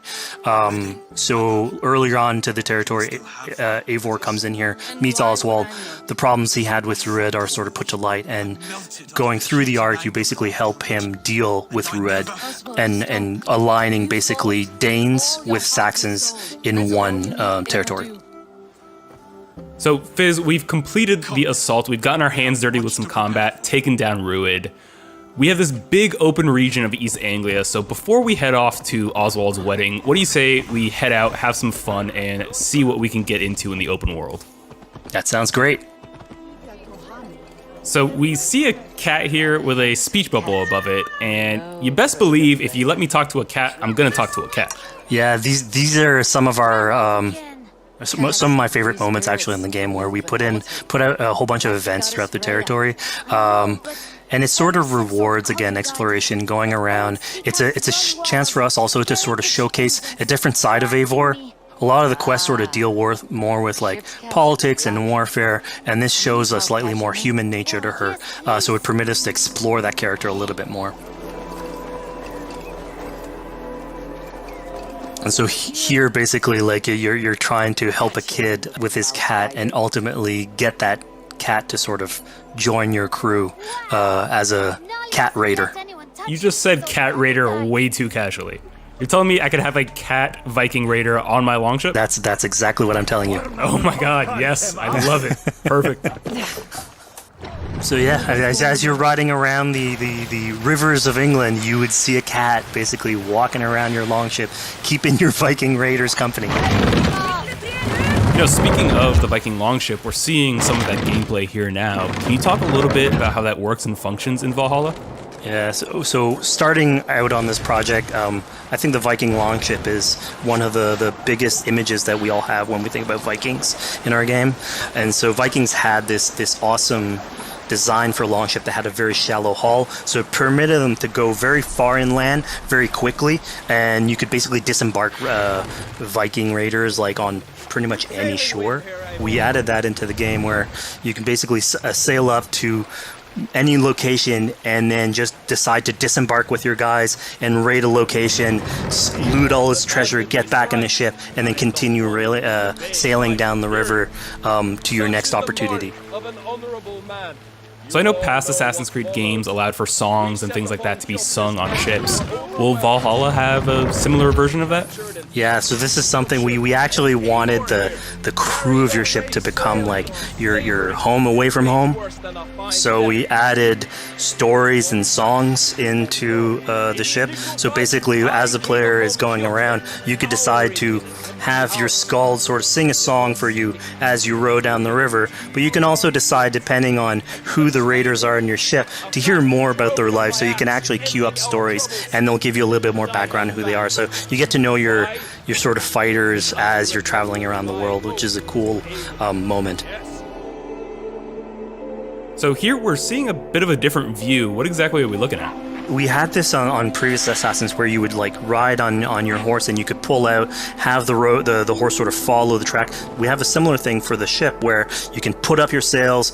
It's cruise control for the ship, so you can pull back, take in the scenery, listen to some songs or some stories, and just take it all in.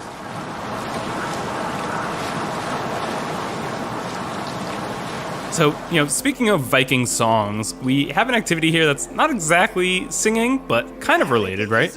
Yeah, so here what we have is what we call flighting, which was an activity that Norse people would partake in. They would like to have a battle of wits and sort of poetry where insults would be thrown back and forth between each other. The idea was to try and have a good insult, but also to have a good rhythm and a good rhyme in there. So it's basically a precursor to rap battles.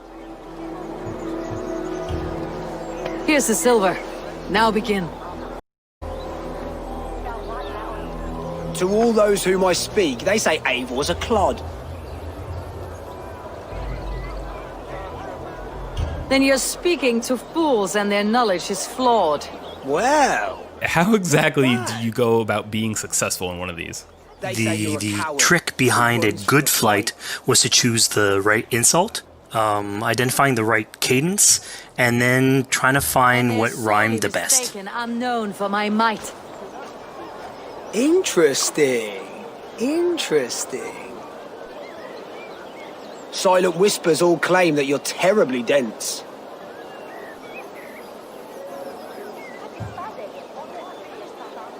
Then you've clearly misheard them. My wit is immense. Oh, you looked out with that one. Well, what a surprise. Eivor of the Raven Clan is a true talent. I'm shocked. Don't believe everything you hear, unless it touches on my flighting. Then heed every word. Take the coin. So now that we've proven our sharp tongue and wit, I think it's time for a bit more relaxing activity. So we're fishing here. Yeah, that's it. So we gave Eivor a fishing line, so you can actually throw out a line and go catch some fish. This is used basically to play into our new health loop where the player will lose health in the world, and it doesn't automatically regenerate like we would have in the past. So you actually have to go out and get some supplies. So you'll find mushrooms and some food that you can gather. But here, like you can also catch some fish and consume that to regain some health. We also will sometimes have it in certain quests. So it's a good way to sort of chill out on the side of the water and just, again, take it all in.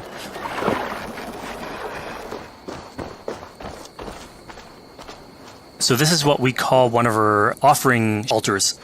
So the idea is that you find these around the world and you make offerings to it. So it'll take like animal parts and stuff that you can find throughout the world. Here, what you're seeing, though, is sort of like a fancy version of it, where as you do your offering, you get interrupted by some kids that basically come and steal your stuff. So it was just a way for us to sort of showcase that, like, the systems and the activities in the world can sort of play in with some quests and some little events. So it's our way to sort of dress up these moments and make it all fit inside the whole experience. Yeah, this seemed like a really sort of unexpected turn for what I thought was going to be kind of a simple interaction. Yeah, and it's really what we were trying to do with these events is to give another dimension to Eivor, other than just, you know, the pure rar Viking or the politician. Because you can imagine at some point that will grow old if you're always telling that version of the character. So it lets us really go into the depth of who is Eivor, what motivates her, how she can interact with the world outside of warfare and politics. Your stealth needs work. We were close. And it also showcases like a different facet of the world at the same time. It's not only Eivor. So it just widens the breadth of the stories that we can tell. So who exactly are these two children? These are kids of East Anglia. They are going through tough times with whatever Rued's been doing to the territory. And so they're just here trying to survive and basically exploit the people that are there to make offerings. It was kind of nice to see that Eivor wasn't really necessarily upset at them for stealing, and, you know, after you talk to them, you have the choice of helping them. You can, you know, give them food, give them some money, or, you know, maybe just say, hey, good luck, on your way. Yeah, and then this is something we also wanted to do a lot. Like, so here we're doing an event, we do it in quests as well, but we want to give a lot of this agency into players' hands so that they can sort of shape Eivor a little bit. Who she is, so it represents them a little bit more, and they can roleplay that a little bit better. And again, it just gives her like a little bit more humanity in these moments. What large walkers should do: provide for small walkers.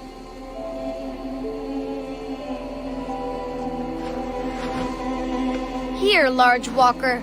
A necklace. Yes, it's a St. Martin seal.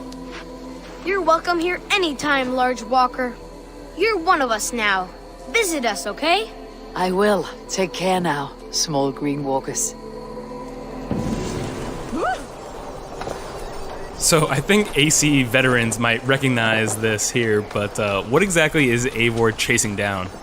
Yeah, so here you're seeing Eivor running down one of our tattoo images. So this is challenging the player on free run abilities, but also for fans of the series, sort of pulling at their heartstrings for some beloved features. So are we going to be able to tattoo Eivor? Yes. By collecting these tattoos, you actually bring them back to your settlement, and then you can customize different body parts, having different tattoos everywhere. So again, another form of expression, and it's sort of to represent that Viking culture. Fizz, one of my favorite things when I was just out there exploring East Anglia was coming upon a house or a building and realizing that there was a chest inside, but that there was no easy way in. And in this case, I saw all the doors were barred, but I knew that because there was a chest in there, there must have been some way to get inside. So I went around the back and, you know, found a way in.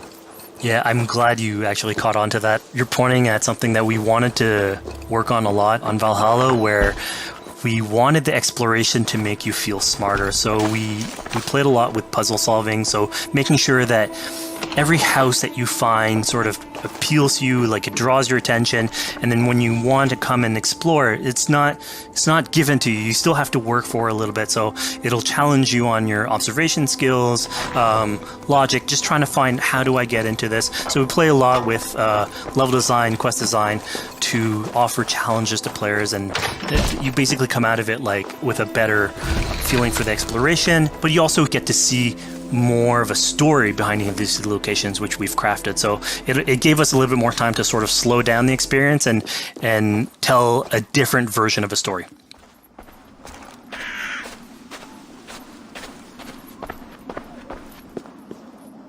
A poor victim of someone's fury.